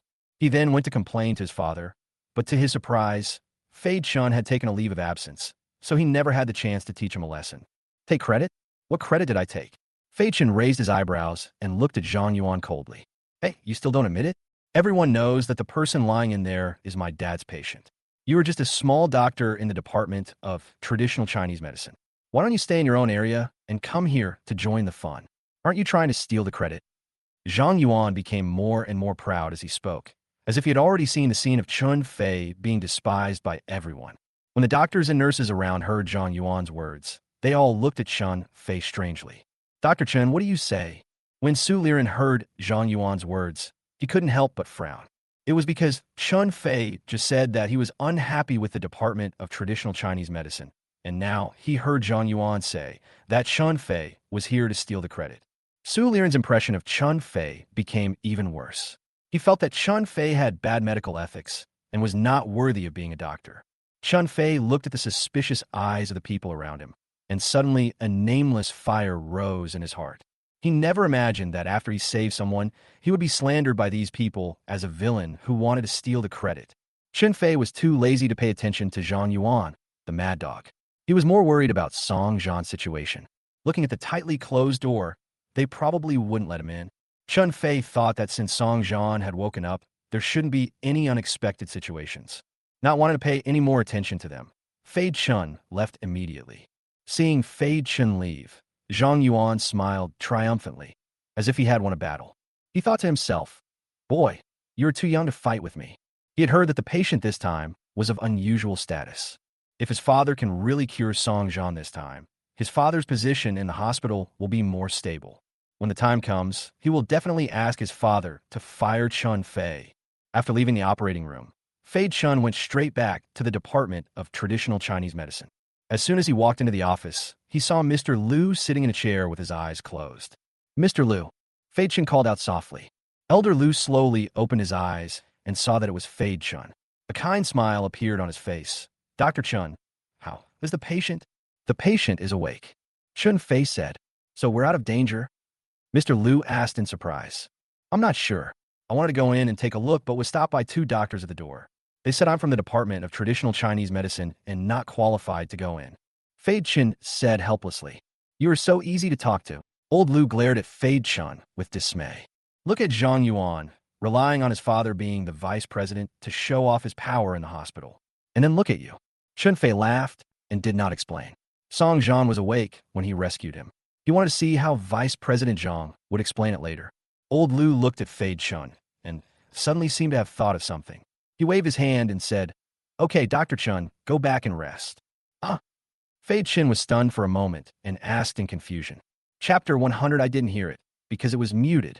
"Mr. Liu, I'm going to be on duty here today, just in case." He originally wanted to say that if Song Zhan encountered another accident, he would be able to take action in time, but he swallowed the words back when they came to his lips. Old Liu was very smart and naturally guessed what Fade was thinking. He waved his hand and interrupted Fade. "Don't worry, we have so many people here. How can we not take good care of a patient? You've been tired all day today. Go back and have a good rest. Come back to work tomorrow when you're fully refreshed." After hearing what Mr. Liu said, Fei Chen didn't insist any longer. He nodded, turned around, and left the office. When I returned to the Qin family, it was already completely dark. Fei Chen opened the door and found the living room brightly lit.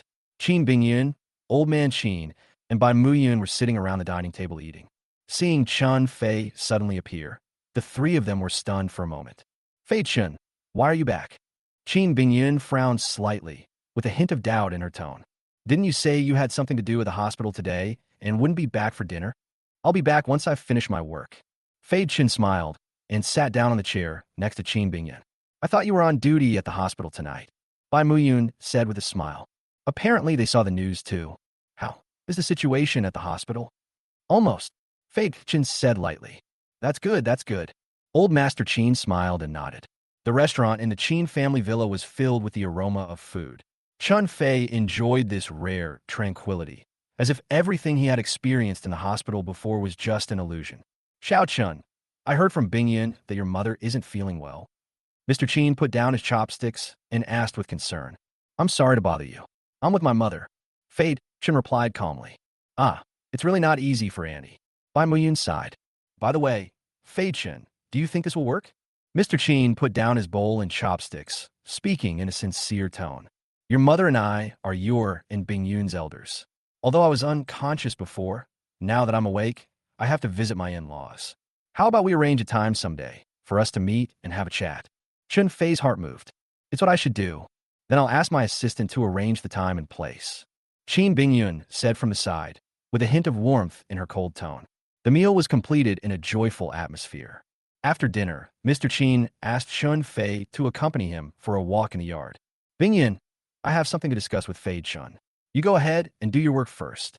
Old Master Qin said to Qin Bingyun, who wanted to follow. Although Qin Bingyun was curious, she nodded obediently and turned back to the living room. Fei Chun pushed Old Man Qin and walked slowly in the garden. Chun Fei. Old Master Qin suddenly spoke, a hint of shrewdness in his cloudy eyes. Are you from the Qin family?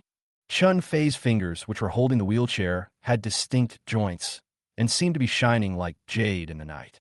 He was silent for a moment, took a deep breath, and spoke calmly, yet with a barely perceptible tremor. Old Master Qin is indeed very discerning. I am indeed a member of the Chen family, and Chen Yuxing is my grandfather. When Old Man Qin heard Fei Chen's confession, a trace of sadness flashed across his cloudy old eyes. He sighed, Alas, I've heard a little about what happened to the Chen family back then.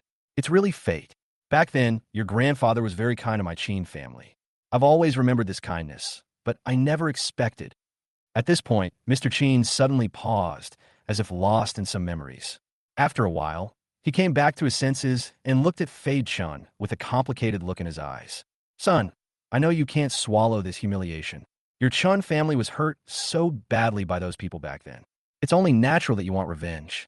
Chun Fei didn't say anything, but just looked into the distance quietly, making it impossible to tell what he was thinking. Only Old Master Qin paused. Bingyun is a simple and kind-hearted child. I'm handing her over to you in the hope that you can treat her well and not let her get involved in this matter. Don't worry, Mr. Qin. Fei Chun withdrew his gaze and looked at Old Man Qin with a firm tone. I understand what you mean. I know my limits on certain matters and will not implicate Bingyun and the Qin family. After hearing Fei Chen's assurance, Old Master Qin finally felt relieved and patted Fei Chen's hand with relief. I'm glad you understand. I'm glad you understand. It's getting late. Old Master Qin looked at the sky and said, Let's go back. Bingyun is probably worried that I, an old man, will bully you. Fei Chun pushed Old Man Qin towards the villa, and neither of them spoke during the entire journey. Back at the villa, Qin Bingyun was sitting on the sofa in the living room, holding a book in her hand, seemingly reading seriously, but her eyes drifted towards the door from time to time, obviously worried about something.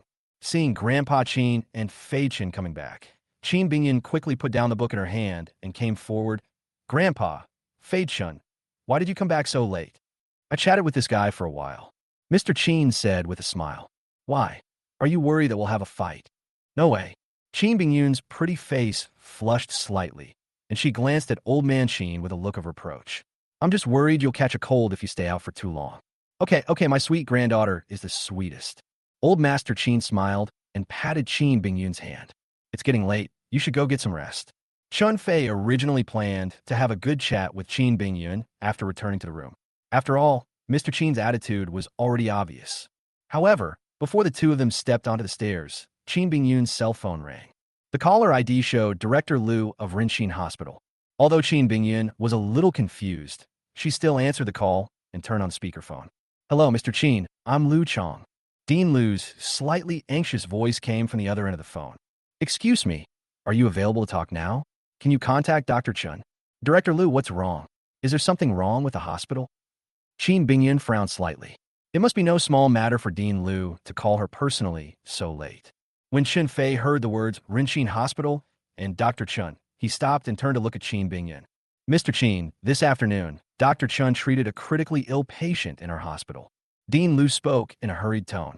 This patient has an emergency, and we need Dr. Chun to come over, but I can't get through to him on the phone. Hearing this, Fei Chen took out his cell phone from his pocket and took a look. Sure enough, there were more than a dozen missed calls, all from an unfamiliar number. Sorry, Dean Liu, my phone was on silent, and I didn't hear it. Fei Chen took over the conversation and spoke calmly. Chapter 101, Trying to Save a Dying Horse. Dr. Chun, you were here too? When Dean Liu heard Chun Fei's voice, his tone suddenly became more urgent. That's great. Can you come to the hospital now? The patient's condition isn't optimistic, and we really. I'll be right there. Fei Chen spoke calmly. I'll go with you. Qin Bingyun said immediately, with a hint of worry in her beautiful eyes. Fei Chen nodded, and after hanging up the phone, he said to Qin Bingyun, let's go and see what's going on. An hour later, Fei Chen and Qin Bingyun arrived at Renqing Hospital. As soon as I got off the car, I saw Director Liu and a middle-aged man who looked a little overweight pacing anxiously at the hospital entrance. Chen Fei also knew the middle-aged man. He was Su Liren, the director of the Jiangdu Health Bureau. He had an unpleasant meeting with Chen Fei in the hospital this afternoon. Dr. Chen, you're finally here. Seeing Fei Chen, Dean Liu quickly came forward with a smile on his face, but that smile looked a little awkward. After all, those people this afternoon drove Chen Fei away, and now he has to trouble them to come back. He is really a little nervous. Su Liren's expression suddenly turned even uglier when he saw Fei Chen, but ultimately, due to the situation, he managed a reluctant smile. Dr. Chen, I was wrong about what happened this afternoon. I apologize. Fei Chen glanced at him calmly without saying anything. Dean Liu, what's going on? Dean Liu wiped the sweat from his forehead, with a hint of fear in his tone. Dr. Chen, you know how critical Song Zhan's condition was at the time. Didn't he wake up later? We all thought. He paused, as if trying to organize his words, before continuing. I thought he was out of danger. Then what? Fei Chen raised his eyebrows slightly. He keenly sensed something wrong in Dean Liu's tone. We were so excited that we rushed into the ward. Dean Liu smiled bitterly, his face full of self-blame and regret. But Song Zhan, he didn't say a word, and his eyes. What's wrong with your eyes? Qin Bingyun asked from the side, a hint of doubt flashing in her beautiful eyes. His eyes were empty, like they had no focus. Dean Liu recalled the situation at that time, with a hint of fear in his tone. At first we thought he was too weak to speak. Su Liren added on the side. But later we found out that he was unconscious. What? Qin Bingyun screamed, and her pretty face turned pale in an instant. Fei Chen's expression darkened. He turned to look at Dean Liu and said in a cold tone, tell me in detail, what exactly happened?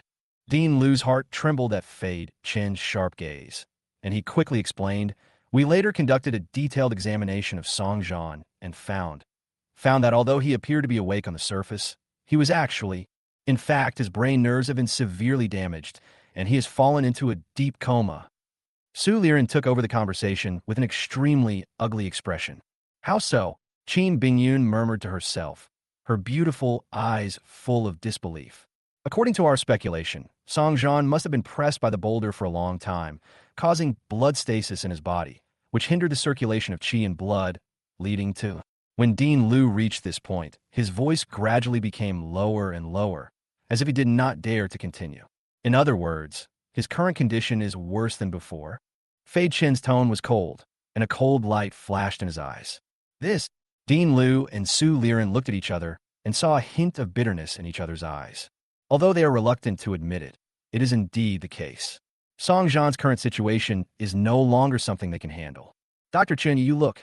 Dean Liu looked at Fei Chen cautiously, thinking of the way Fei Chen had saved Elder Wan before, and there was a hint of pleading in his tone.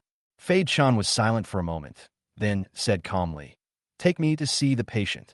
Upon hearing this, Dean Liu and Su Liren felt as if they had been pardoned and hurriedly took Chen Fei and Qin Bingyun to the operating room. Along the way, Dean Liu kept praying in his heart, hoping that Chen Fei could create a miracle again. Chen Fei followed Dean Liu and walked quickly towards the ward.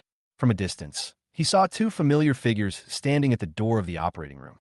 One is Secretary Zhou Guiqiang, whom I just met at the press conference, and the other is Mayor Qian Shuyo, the top leader of Jiangdu City. The two men had serious expressions on their faces as they paced back and forth in the corridor, occasionally looking up at the lights on in the operating room, their anxiety evident in their expressions.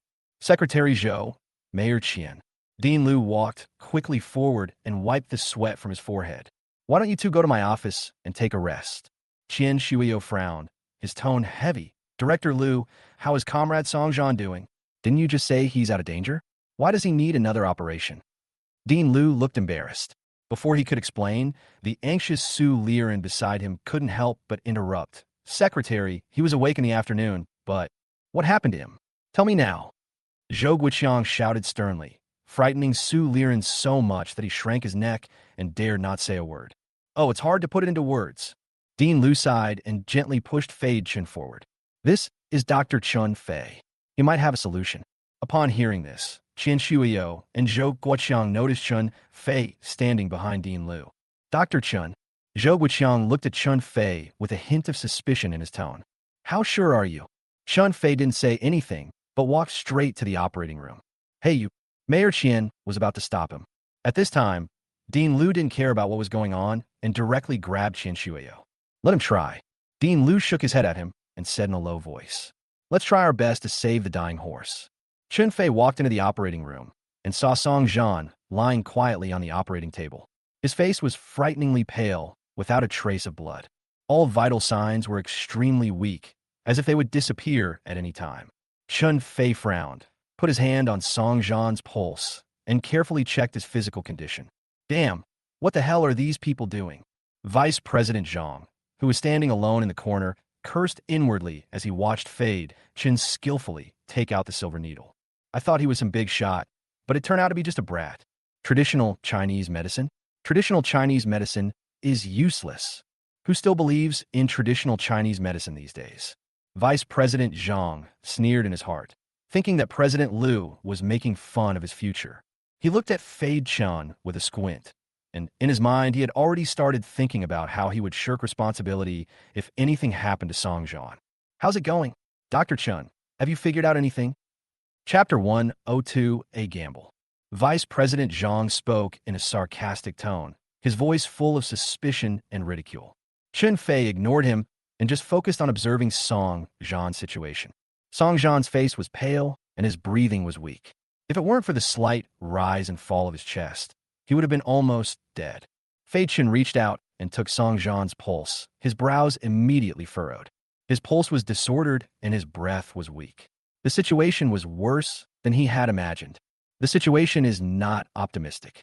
Fei Chen withdrew his hand and spoke in a heavy tone. Nonsense. Do you even need to tell me that? Vice President Zhang rolled his eyes, his tone full of disdain. If you can figure out what's going on, I'll swallow these silver needles today. Chun Fei ignored Vice President Zhang's provocation and asked him, what rescue measures did you take on him before?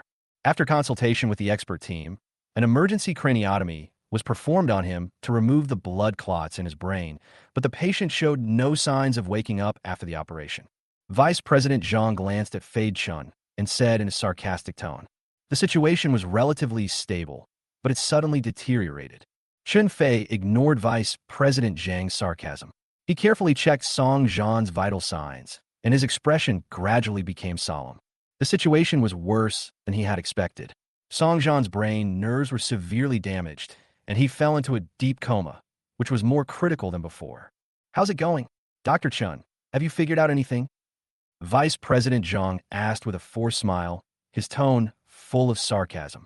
I advise you not to waste your energy. Chinese medicine can only fool old men and women. What's wrong with traditional Chinese medicine? Traditional Chinese medicine can't save people, but Western medicine can. Why don't you save them?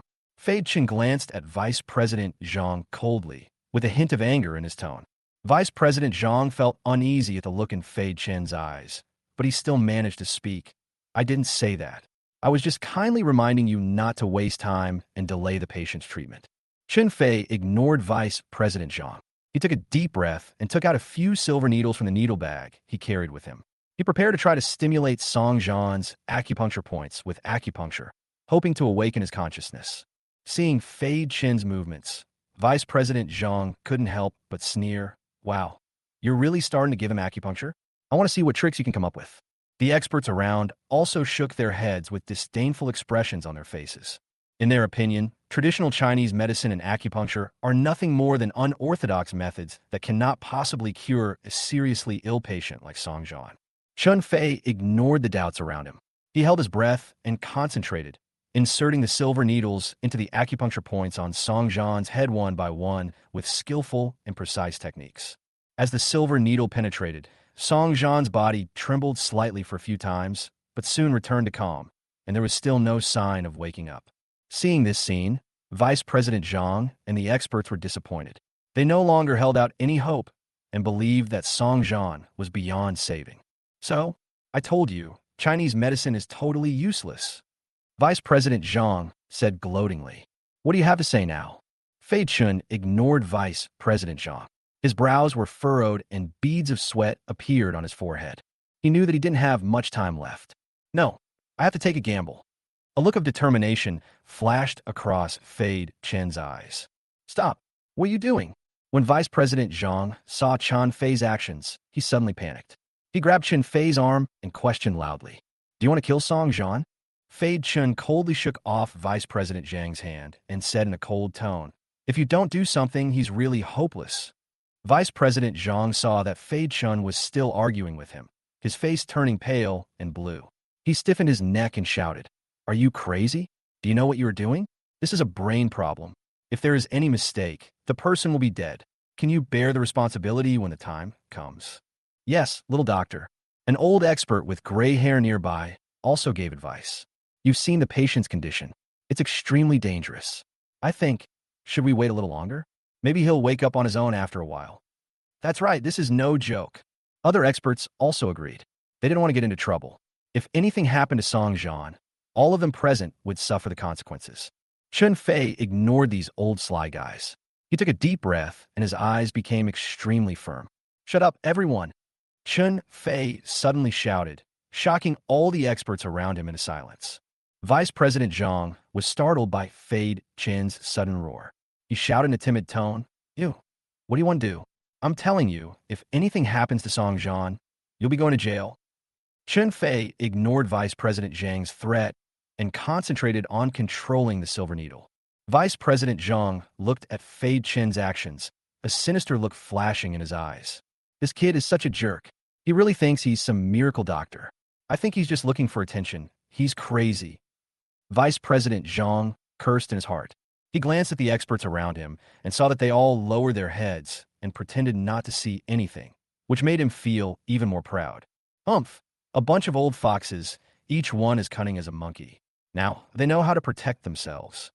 Vice President Zhang sneered in his heart, as if he had already seen the scene of Chen Fei being disgraced and kneeling on the ground begging for mercy. He cleared his throat, ready to point at Fei Chen's nose and yell, Murder! This quack is killing people, as soon as Song Zhan got into trouble. However, Chen Fei had no time to care about these people's psychological activities. At this moment, all his attention was focused on Song Zhan in front of him. He took a deep breath. 9-turn soul-restoring needle. First needle, Tianshu acupoint. With a low shout from Fei Chun, the silver needle in his hand suddenly pierced into the Tianshu acupoint on Song Zhan's chest. Second needle, Shunkei point. The third needle, Guanyuan acupoint. Chen Fei's movements became faster and faster, and the silver needles pierced into Song Zhan's acupuncture points with lightning precision. Each needle was full of power, yet carried a hint of indescribable tenderness. At the same time, the hospital door was suddenly pushed open and two figures rushed in hurriedly. Tanya, my Tanya, a beautiful middle-aged woman with luxurious clothes and lingering charm rushed to the bedside, grabbed Song Zhan's hand, and started crying. Mom, don't worry. A tall young man with a heroic look in his brows hurriedly comforted her. Dean, how's my son? The beautiful middle-aged woman turned to look at the group of people standing outside and asked anxiously. Chapter 103, We Tried Our Best. Zhou Guiqiang was already upset. And what if something really happened to Song Zhan in his hospital? Not to mention him as the secretary. Everyone will be in trouble. Now, two more desperate people rush in. He was about to ask someone to drag the two lunatics out, but out of the corner of his eye he caught a glimpse of several burly, stern-looking guards following them. Zhou Guiqiang's heart skipped a beat. This must be a big deal. His face wrinkled as he asked cautiously, Who are you? Before Zhou Guiqiang finished speaking, Song Lin stepped forward and said in a deep voice, I am Song Zhan's brother. Song Lin, this is my mother. Mr. Song? Madam Song. Zhou Guiqiang suddenly broke out in a cold sweat.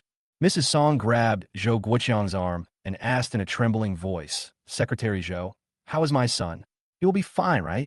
Zhou Guiqiang didn't dare to tell the truth, so he could only bite the bullet and comfort her. Don't worry, Madam Song. Young Master Song is blessed by fate. The experts are working hard to save him inside. Just be patient, he will be fine. Really? Mrs. Song looked at Zhou Guiqiang eagerly. Really, don't worry. Zhou Guiqiang wiped the sweat from his forehead, But in his heart, he was praying that Chun Fei would not mess things up. Chun Fei's eyes were determined, and without any hesitation, he thrust the silver needle in his hand into the Inyuan point on Song Jian's head. This eighth shot is also the most dangerous one, as it affects the entire body.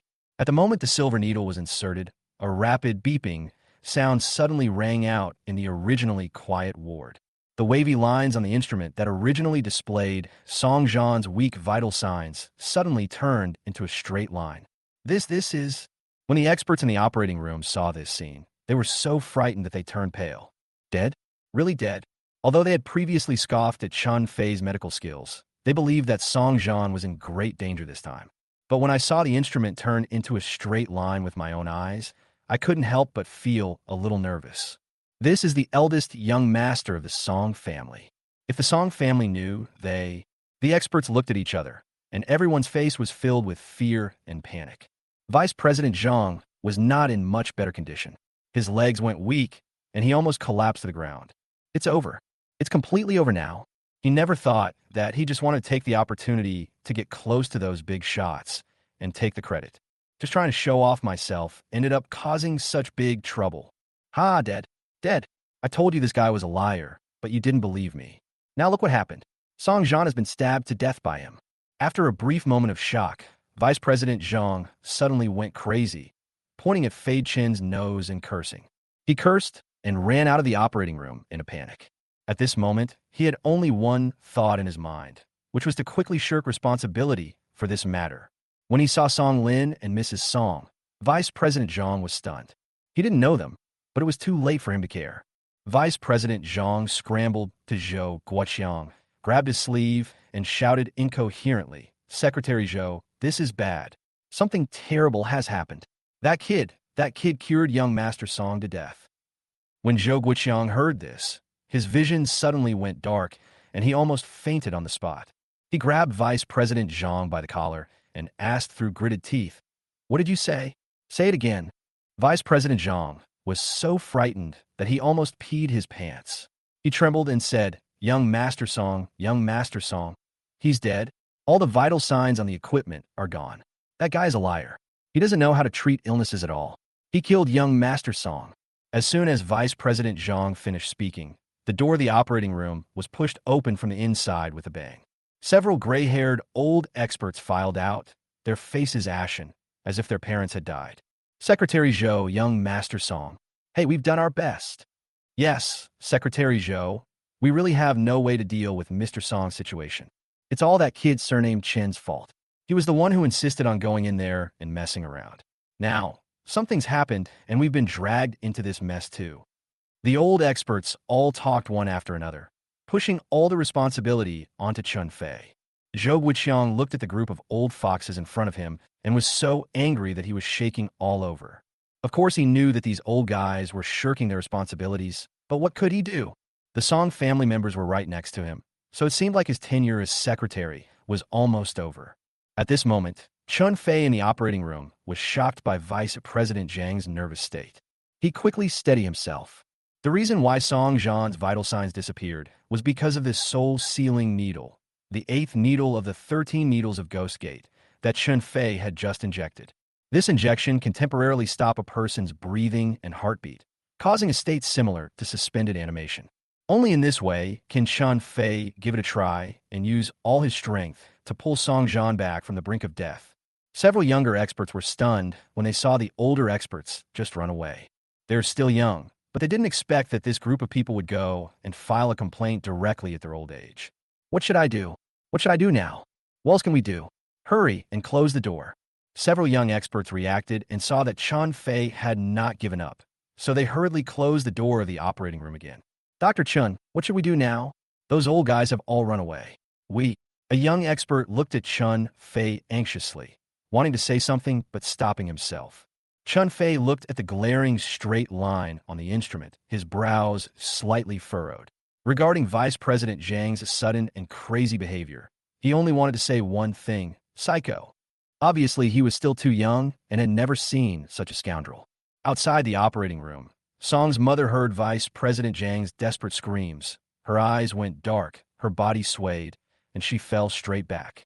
"Mom, Song Lin quickly supported Song's mother and looked at her pale face with great anxiety. Doctor, doctor. Several nurses hurried over pushing a mobile bed, and Song's mother was quickly transferred to the lounge nearby. Song Lin looked at the closed door of the operating room, the anger in his heart burning like a volcano about to erupt. Qin Bingyun stood aside, her delicate features showing a hint of panic. Dean Liu had just whispered an introduction in her ear, and she only then knew about it. These people in front of me are actually big shots who can make the whole Jiangdu tremble with just a stomp of their feet.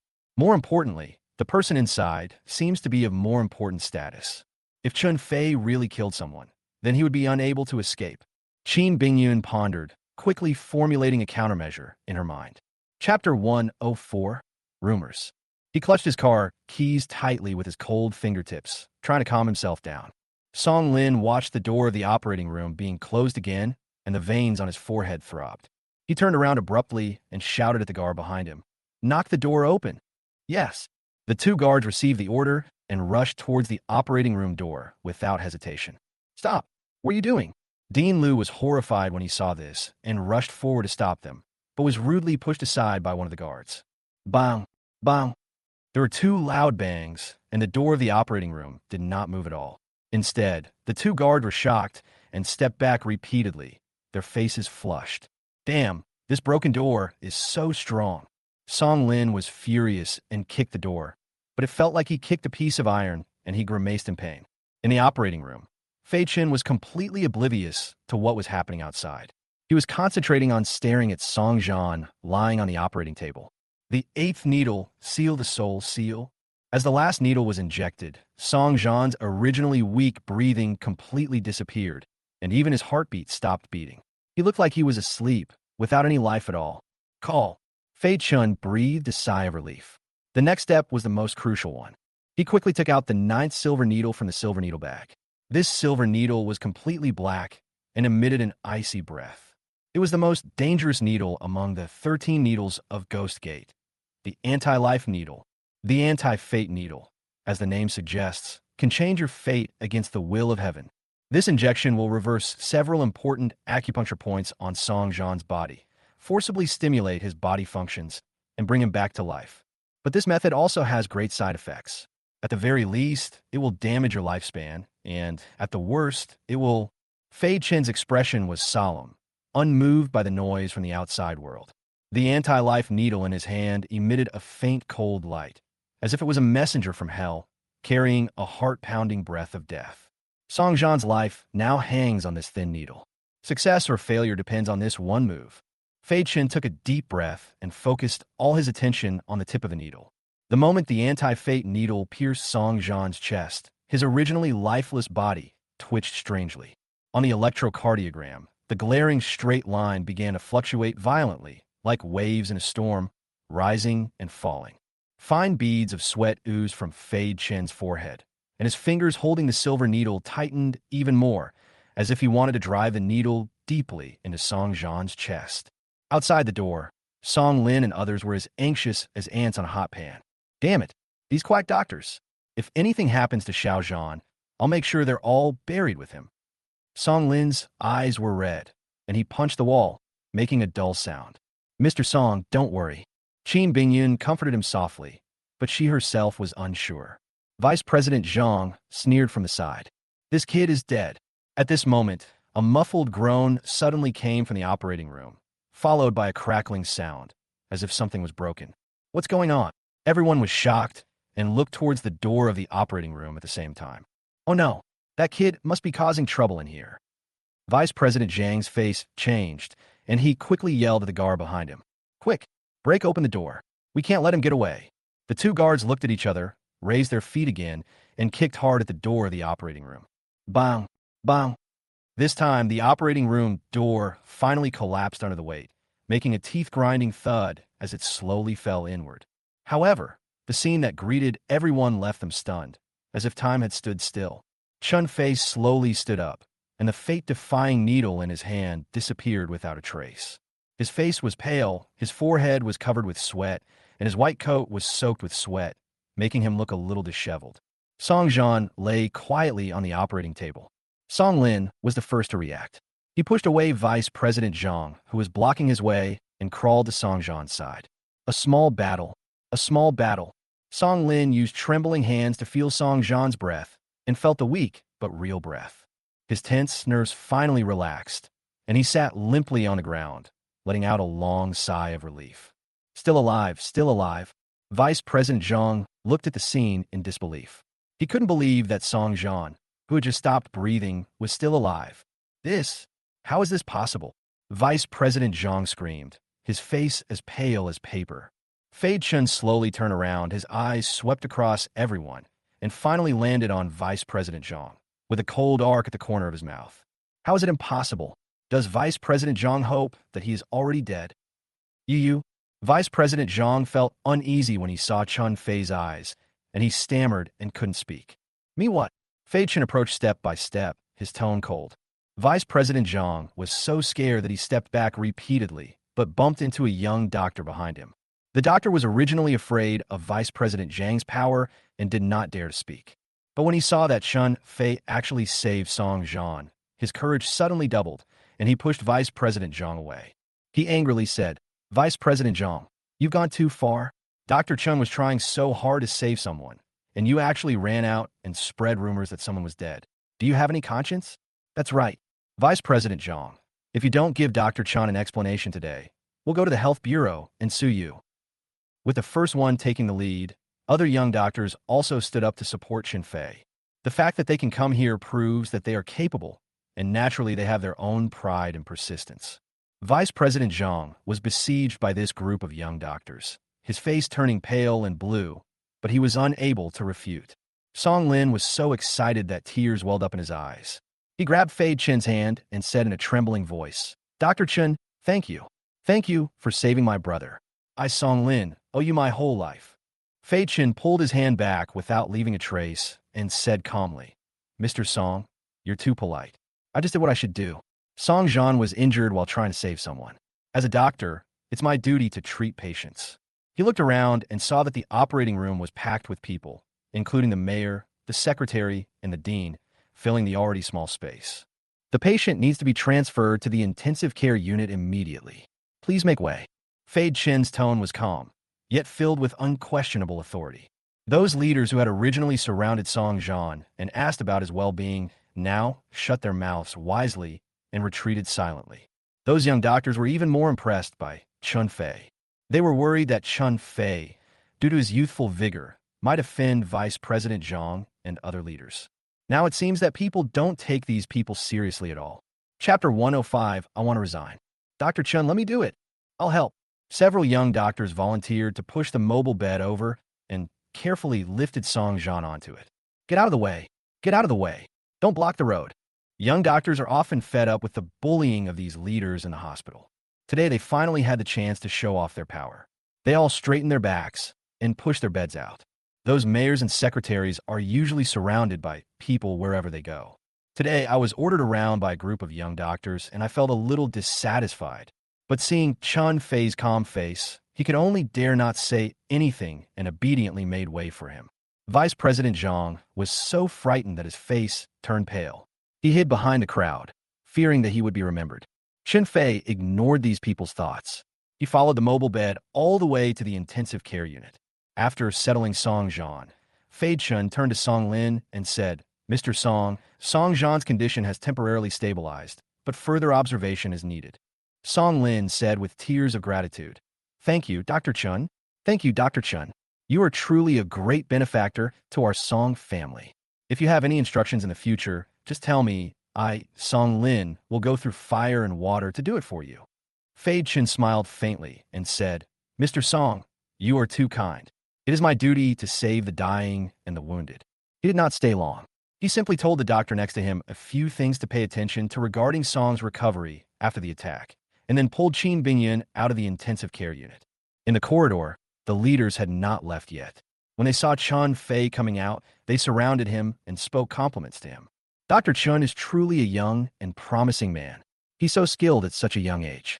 He's truly a formidable talent. Yes, this time it's all thanks to Dr. Chun. Dr. Chun, don't worry. I've already reported your rescue to the city government.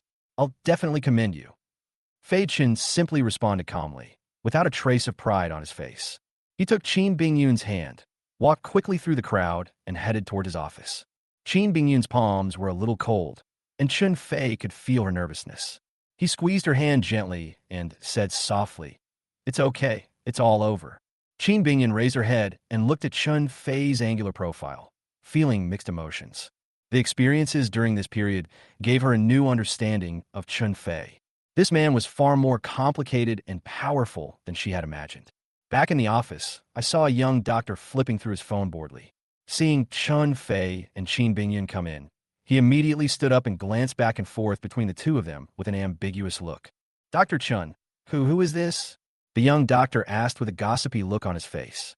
Before Fei Chun could speak, the young doctor seemed suddenly think of something. He slapped his forehead and suddenly realized, Oh, I understand.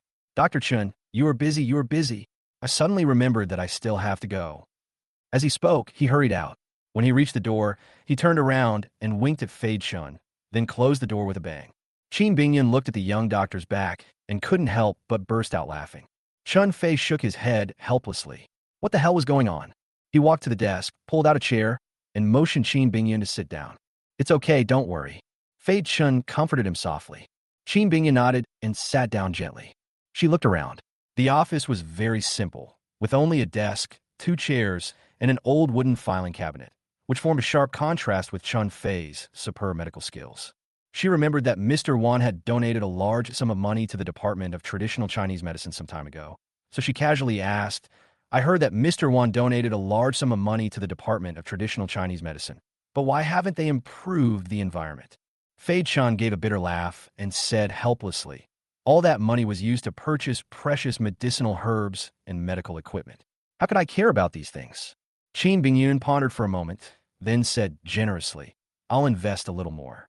The Department of Traditional Chinese Medicine is the face of the hospital. It can't be so shabby." Fei Chen quickly waved his hand and refused, saying, "No, the hospital's funding is sufficient. You don't need it." He suddenly stopped and looked at Qin Bingyun with burning eyes. Qin Bingyun felt a little flustered when he looked at her and asked in confusion, "What's wrong? What do you want to say?"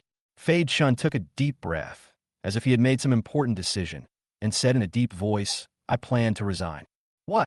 Qin Bingyun stood up suddenly and looked at him in surprise. "Why do you want to resign? Is someone at the hospital giving you a hard time? Tell me, and I'll take care of it for you." Fei Chen looked at her excited expression, and a warm feeling welled up in his heart. He shook his head and said with a wry smile, "No one is making things difficult for me. I just don't want to stay here anymore." He walked to the window, looked out at the busy streets, and said in a low voice, "I feel too constrained here. Many things are beyond my control. I want to develop traditional Chinese medicine and be a doctor who can save whoever I want, instead of being like today." Qin Bingyun stared at him blankly. She had never seen Qin Fei look so tired before. She finally understood that what happened today had a profound impact on Fei Chun. Yes, with Chun Fei's medical skills, he doesn't need to care about anyone else's mood. He can live more freely and unrestrainedly. Qin Bingyun took a deep breath and said calmly, "Have you thought it through?" "I've thought it through." Fei Chun turned around, his eyes gleaming with determination. "I've made up my mind." Qin Bingyun didn't try to persuade him anymore. She nodded and said, "Okay, I support you. Our Qin family also has shares in this hospital, so you don't have to worry about the subsequent troubles." Fei Chun gave her a grateful look. "That's right." Qin Bingyun seemed to remember something and asked, "What are your plans next?" Fei Chun turned to look at Qin Bingyun, his eyes filled with confidence and determination, and said, "I plan to open a Chinese medicine clinic." "A Chinese medicine clinic?" Qin Bingyun was slightly stunned, but then she understood Chun Fei's idea. With his medical skills, opening a Chinese medicine clinic is indeed the best choice. "Yes, I've thought about it. Instead of being controlled by others in the hospital, it's better to open a Chinese medicine clinic by myself. I can be free and promote Chinese medicine better." Chun Fei said, his eyes shining with excitement. "Okay, I support you." Qin Bingyun said without hesitation that she had only really gotten to know Chun Fei recently. "Naturally, I also know his talent and his worries. Now that he has finally found his direction, she naturally wants to fully support him. I plan to open a Chinese medicine clinic in a newly developed area in the south of the city." Chapter 106, Two Dog-Legged. Fei Chen pointed out the window and said, It has convenient transportation, a large flow of people, and is surrounded by newly built residential areas, making it a very suitable place to open a Chinese medicine clinic. South of the city, Qin Bingyan frowned. Although that area has good development potential, it's a new district after all, and its popularity hasn't fully grown yet. Isn't it too risky? No, I believe in my medical skills. Fei Chen smiled confidently. As long as my medical skills are good, patients will naturally come to me. Good wine needs no bush. Qin Bingyan looked at Chun Fei's confident look and couldn't help but feel a little shaken. She knew that Chun Fei's medical skills were indeed superb, and he had a special charm that always made people believe in him involuntarily. Okay, I believe you. Qin Bingyan nodded. What do you need from me? Don't worry about the funds. I'll take care of it. Qin Bingyan interrupted Chun Fei. You just need to tell me how much money you need, and I'll take care of the rest. There's no rush regarding funding. Let's wait until things here are settled. Fei Chun waved his hand, clearly confident in Qin Bingyan's financial resources. In other words, he was full of confidence in the ambitions he was about to realize. After hearing what Fei Chen said, Qin Bingyan stopped asking questions. However, a cunning light flashed in her beautiful eyes, and no one knew what she was thinking. Although she said she supported Chun Fei, she was not the type to be obsessed with love. Regarding today's incident, it's obvious that there are many strange things on the hospital's side, including that crappy expert. And the dean who was bowing and scraping in front of her was obviously hiding something. Not to mention that fat-headed vice president. He doesn't look like a good guy at first glance. How did such a guy get to this position? It seems that I need to find someone to investigate this hospital thoroughly. Although it is just a small and insignificant hospital among the many industries of the Qin family, since it bears the name of the Qin family, it must look like the Qin family. Chun Fei had no idea what was going on in Qin Bingyan's mind. His mind was now full of thoughts about opening a Chinese medicine clinic. Glancing out the window, it was already dawn. Fei Chen turned to Qin Bingyan and said, "It's getting late. Why don't you go back and rest? I'll stay here." "Go back? Why should I go back?" Qin Bingyan rolled her eyes at Fei Chen and said unhappily, "You think I don't know what you're thinking? With me here, that old man won't dare to do anything rash, so you can sleep peacefully. Understand?" Chun Fei felt warm in his heart when he heard this. Just as he was about to say something, he heard hurried footsteps. Then, the dean walked in with a big smile on his face, bowing and saying, "Boss Qin, Dr. Chun, I've arranged a lounge for you. Would you like to go and rest for a while?" As he said this, he secretly gave Chun Fei a wink, the meaning of which could not be more obvious. "Take your aunt away quickly, otherwise my hospital will be demolished." Seeing this, Fei Chen had no choice but to nod helplessly. He knew that under the current circumstances, Qin Bingyan would definitely not leave. Following the dean to the so-called lounge, Chun Fei realized that this was not a lounge at all, but a luxurious ward. It is fully equipped with all necessary facilities and even has a separate kitchenette. "Dr. Chun, are you satisfied with this arrangement?" The dean asked in a flattering tone, fearing that one of the two would be dissatisfied and tear down his hospital. "It's okay." Fei Chen nodded lightly. However, Chun Fei also knew that this was all for Qin Bingyan's sake. Otherwise, as a mere doctor, no matter how capable he is, he would not receive such treatment. Dean Liu arranged for the two to leave and ran away. This dean is as slithering as a rabbit. Chun Fei looked at the dean's disappearing back, smiled, and shook his head. "Why? Do you still want to have tea and chat with him?" Qin Bingyan rolled her eyes at Fei Chun, then walked to the sofa and sat down elegantly, crossing her legs and revealing her perfect figure. "That's not the case. I just think he's a little—" Chun Fei wanted to find a suitable word to describe it, but after thinking for a long time, he couldn't come up with any. "What's going on?" Qin Bingyan looked at Chun Fei with interest, as if she was looking forward to his answer. "It's a bit too servile." Fei Chen held it in for a long time before finally uttering these words. "Puff." Qin Bingyan couldn't help but laughed out loud. "You, how dare you say such things?" Qin Bingyan smiled and shook her head, but there was no trace of blame in her tone. "Isn't it?" Fei Chen asked back with an innocent look on his face. Yes, whatever you say is right." Qin Bingyan smiled helplessly, stood up, and walked in front of Chun Fei. She reached out to help him straighten his collar and spoke softly. "Okay, don't just stand there. Take a break. We'll be busy later." Chun Fei felt the faint warmth from Qin Bingyun's fingertips, and his heartbeat quickened. He raised his head and looked at the beautiful face so close to him and couldn't help feeling a little confused and infatuated. "Hey, what are you doing?" Fei Chen's voice was a little hoarse. "What? Of course I'm helping you with your clothes. Why, what are you thinking about?" Qin Bingyun looked at Chun Fei with a half-smile, a cunning glint in her eyes. "Nothing, nothing."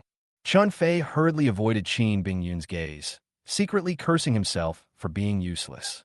At this time, he lay on the soft hospital bed, but he had no desire to sleep. Qin Bingyun was lying beside him, breathing steadily, obviously asleep. In the dim light, Fei Chen stared at Qin Bingyun's sleeping face. Her long eyelashes cast a shadow under her eyelids, and her rosy lips were slightly parted, as if she was whispering something in her dream. Fei Chen sighed softly and looked away. Song Jian's situation was more complicated than he had imagined. Don't underestimate the difference between the 9-turn soul-restoring needle and the 9-turn soul-returning needle, as they only have one word. The resurrection needle he used on Song Jian in the morning was to give him a glimmer of hope, but the one he used in the evening was to snatch his life from the King of Hell. The 9-turn soul-returning needle is indeed a unique skill for bringing the dead back to life, but is not a panacea. Song Jian had a near-death experience, and his body functions were severely damaged. Even if he wakes up, he may suffer from unpredictable sequelae. System, check the panel. Chun Fei muttered to himself. A light blue light screen instantly appeared in front of his eyes. Name, Chun Fei. Points, 480. Appearance, 68. Physique, I. Skills, 0. 480 points. Chun Fei looked at the number on the panel and fell into deep thought. The patients he treated today contributed 200 points to him. According to the nature of the system, the speed at which points are acquired is definitely proportional to the difficulty of treatment. Fei Chen curled his lips. Chapter 107 Begging for Alms. Start searching for treatment options for Song Jian's sequelae in the system all. As expected, the system gave 2 solutions. Chun Fei stared at the 2 plans in the system all. One of them cost 400 points, and the other was even more ruthless, directly asking for 1,000 points. Damn, this system really won't tolerate any loss. Chun Fei couldn't help but complain that the price was simply a ripoff. He rubbed his eyebrows. Song Jian's situation was indeed urgent. He was a man who was pulled back from the gates of hell. If you're not careful, it will easily leave sequelae, and it will become a problem whether you can take care of yourself at that time. Oh, if only points could be used to buy things as easily as cabbage. Chun Fei sighed, looked at his pitiful 420 points, and then looked at the 2 options, and had no choice but to give up. But soon, he had an idea in his mind. Besides your own efforts, isn't there also the Krypton Gold function? He decided not to redeem the plan for now and wait until tomorrow to go to the dean to beg for alms. He just didn't believe that the dean could just ignore it. The next morning, Fei Chen ran to the dean's office. "Dean, I need money, lots of money." Fei Chen got straight to the point, his tone revealing an unquestionable firmness. The dean had just picked up the teacup, but when he heard this, his hand trembled and the scalding tea spilled on his hand, burning him and making him grimace. "My dear little ancestor, you're trying to scare me to death so early in the morning. How much money do you want? Our hospital doesn't have much liquid funds." Fei Chen didn't waste any words and simply stretched out 4 fingers and waved them in front of him. "For a million? What do you need so much money for?" Dean Liu felt relieved after hearing this. It wasn't that much. "No, it's 40 million, not a cent less." Fei Chen corrected him expressionlessly. "What? 40 million? Why don't you just rob a bank?" Dean Liu almost jumped up from his chair. "Is this kid crazy? He asked for 40 million right away." "Dean, I'm doing this to save lives. You know Song Jian's situation. If I hadn't intervened, he would have already reported to Hades. Although he saved his life, the subsequent treatment costs will cost at least 40 million. Chun Fei spoke the truth. Dean Liu certainly knew Song Jian's situation, and he also knew that Chun Fei was telling the truth. 40 million is indeed not a small amount, but if something really happens to Song Jian, then he can forget about his job as the dean, because the mayor and the secretary will skin him alive. I need to discuss this matter with others. You go back and wait for news." Dean Liu waved his hand. His mind was in a mess, and he needed to sort out his thoughts. Chun Fei was not in a hurry either. He knew that there was no point in being anxious about this matter, because there were people who were more anxious than him anyway.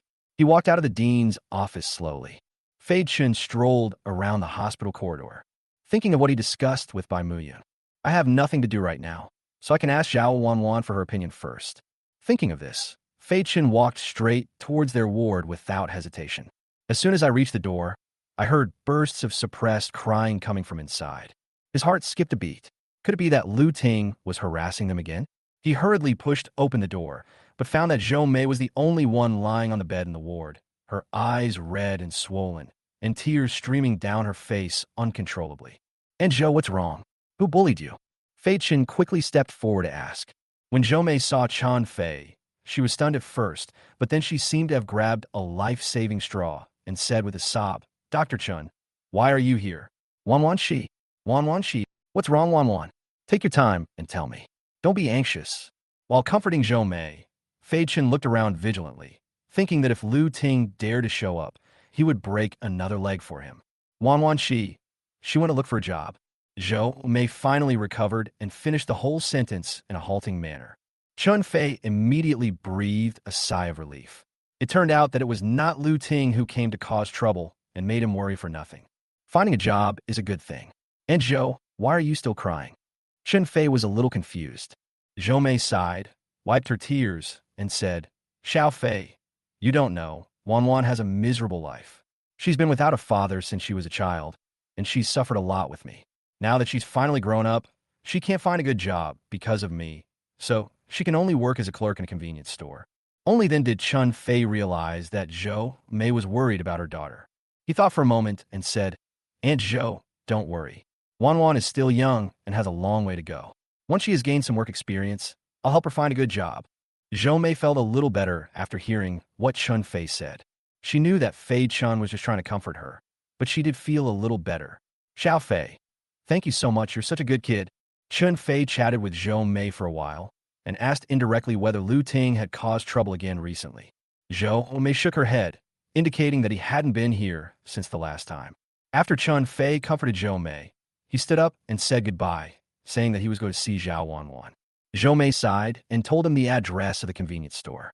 This convenience store was not far from the hospital, and Chun Fei arrived there in just over 10 minutes. Through the glass door, he saw Zhao Wan busy at the cash register. Zhao Wan was wearing a convenience store uniform, and her hair was tied back with a simple rubber band. A few strands of hair hung disobediently by her ears, making her pretty face even more charming.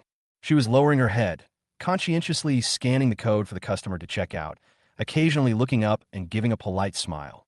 Like a lily bud about to bloom, it exudes a pure scent. Seeing Zhao Wan like this, Chun Fei became more determined to help them. The matter between Zhou Mei and her mother cannot be delayed any longer, and an opportunity must be found for the two sisters to recognize each other. Only then can he help them with justification and without burdening them psychologically. There were people coming and going in the convenience store. Fei Chen did not rush over to disturb them. Instead, he found a seat by the window and sat down, waiting for Zhao Wan to finish her work. He took out his cell phone and casually scrolled through the news, but his thoughts had already drifted away. Are you fucking deaf? I said I wanted 2 packs of Huangalu, not Zhonghua. A violent roar suddenly exploded in his ears, interrupting Chun Fei's thoughts. He suddenly raised his head and looked in the direction of the sound, only to see a burly man pointing at Zhao Wan's nose and cursing. The man's saliva sprayed all over Zhao Wan's face, but she didn't dare dodge. She could only lower her head and apologize timidly. I'm sorry, sir. I'll change it for you right away. Change? Do you fucking know that my time is precious? Can you afford to compensate me for delaying my work? Chapter 108, Making Trouble. The man refused to give in and grabbed Zhao Wan by the collar and pulled her out from the cash register. If you don't give me an explanation today, I'm going to tear down your crappy shop. Fei Chen's originally calm expression suddenly turned gloomy. He hated men who bullied women the most, especially when the one being bullied was his cousin.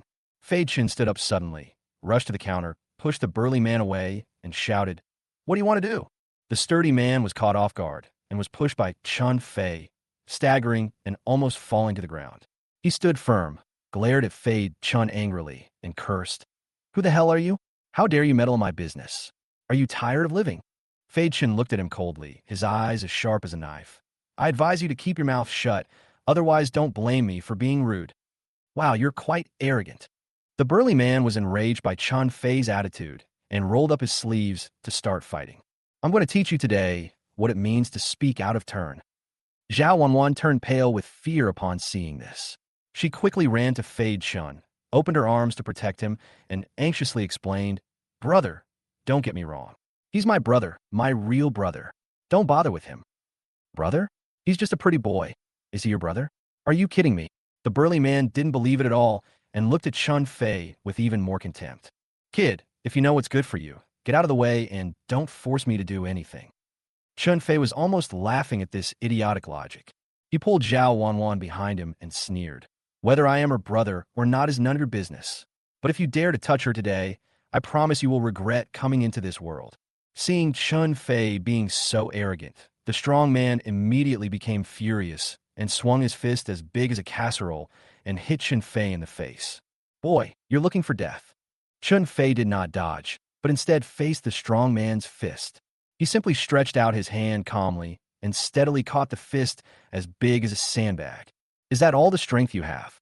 Fei Chun snorted disdainfully and clenched his 5 fingers slightly. Crack! The sound of bones breaking was particularly harsh in the silent convenience store. The strong man's screams instantly pierced the sky, and beads of sweat the size of beans rolled down his forehead. He looked at his twisted and deformed right wrist in disbelief. The severe pain made his eyes go black, and he almost fainted. The customers around were all shocked by this sudden change. They stared at Chun Fei in amazement, as if they were looking at a monster. Zhao Wanwan was also stunned. She covered her mouth and stared with her eyes wide open, totally unable to believe what was happening before her eyes. In her impression, Chun Fei has always been a gentle and refined doctor. When did he become so powerful? At this moment, hurried footsteps were heard in the lounge of the convenience store, and a middle-aged woman in uniform and with a bloated figure ran out in a panic. She is the manager of this convenience store. Her surname is Wang. Manager Wang was counting money in the lounge. When she heard the noise outside, she thought she was being robbed. She was so scared that she ran out to check the situation. What happened? Why is there still blood? When Manager Wang saw the shocking pool of blood on the ground, he screamed in fright. Only then did she notice that a tall man had appeared in the convenience store and was holding his wrist in pain. "Manager Wang? He hit someone." Another clerk pointed at Chun Fei and stammered. When Manager Wang heard that someone was causing trouble, she immediately became furious. She had no way of causing trouble for Fei Chun. Not understanding the whole story, he pointed at Zhao Wanwan's nose and started cursing. "Zhao Wanwan, you damn girl, have you offended the customer again? What did I teach you the customer is God? How could you?" "No, Manager Wang, it's him." Zhao Wanwan wanted to explain, but was rudely interrupted by Manager Wang. "Shut up right there. I don't want to hear your explanation. Apologize to this gentleman right now. Let him calm down and forget about this." Manager Wang waved his hand impatiently and pulled Zhao Wanwan to push her in front of the burly man. The strong man felt emboldened when he saw Manager Wang's cowardly attitude. He endured the severe pain, pointed at Chun Fei and Zhao Wanwan, and said arrogantly, "Want to apologize? Too late. This matter is not over today. Make this kid and his sister kneel down and kowtow to me and admit their mistakes, and then pay me for my medical expenses and mental damages. Otherwise, I will call the police to arrest you." Zhao Wanwan was so angry that she was shaking all over. She wanted to refute, but Manager Wang held her tightly, and she couldn't move at all. When Fei Chin saw this, a cold glint flashed in his eyes. He looked at the burly man coldly, a mocking smile on his lips. "You want me to kowtow to you? That's right. Are you scared? If you know what's good for you, kneel down quickly." Before the sturdy man could finish his words, he felt a flash before his eyes, and then an irresistible force hit him. He flew up uncontrollably and fell heavily onto the shelf, smashing the goods all over the floor. "Ah!" The strong man let out a scream like a pig being slaughtered. He struggled to get up, but found that his body seemed to be falling apart, and he had no strength at all. The customers around were frightened by Chun Fei's ruthless methods and retreated one after another, fearing that they would get into trouble. Some of the timid ones even sneaked out of the convenience store, intending to pretend nothing had happened. Seeing how ferocious Chun Fei was, Manager Wang was too scared to scold Zhao Wanwan anymore. He hid aside and trembled, secretly thanking his luck that he had not gone too far just now. Otherwise, she would be the one lying on the ground wailing. Zhao Wanwan was also startled by Chun Fei's sudden outburst. She stood there blankly, and for a moment she even forgot to be afraid. Chun Fei ignored the looks around him, squatted down, stared at the burly man with a cold gaze, and asked coldly, Why are you bullying her? The strong man knew he was in the wrong and didn't dare to retort. He could only stammer and explain, I, I was just joking with her. Joke? Fade Chun sneered, his tone full of sarcasm. You call this a joke? You don't even take a piss and look at yourself. How dare you joke with her? The sturdy man was choked by Chun Fei's words and was speechless. He could only lower his head, not daring to look directly into Chun Fei's eyes. Tell me, why on earth did you bully her? Fei Chun pressed on relentlessly, increasing the force of his footsteps. Eef. The strong man was in so much pain that he broke out in a cold sweat and finally couldn't bear it anymore. He said with a sad face, I said, actually, I just want to get something for free. Chapter 109. Meet the parents directly? Free stuff. Fei Chun was slightly stunned. Then a cold light flashed in his eyes as if he had thought of something. What do you want for free? The strong man did not dare to hide anything and told his plan in detail. It turned out that he had been eyeing this convenience store for a long time. Seeing that Zhao Wanwan was young and easy to bully, he wanted to deliberately find trouble and extort money. You're such a fucking scumbag. After listening to the strong man's story, Chun Fei was furious and kicked him in the stomach. Ouch! The strong man screamed, arched his body like a cooked shrimp, and rolled on the ground in pain. Dr. Chun, stop hitting me.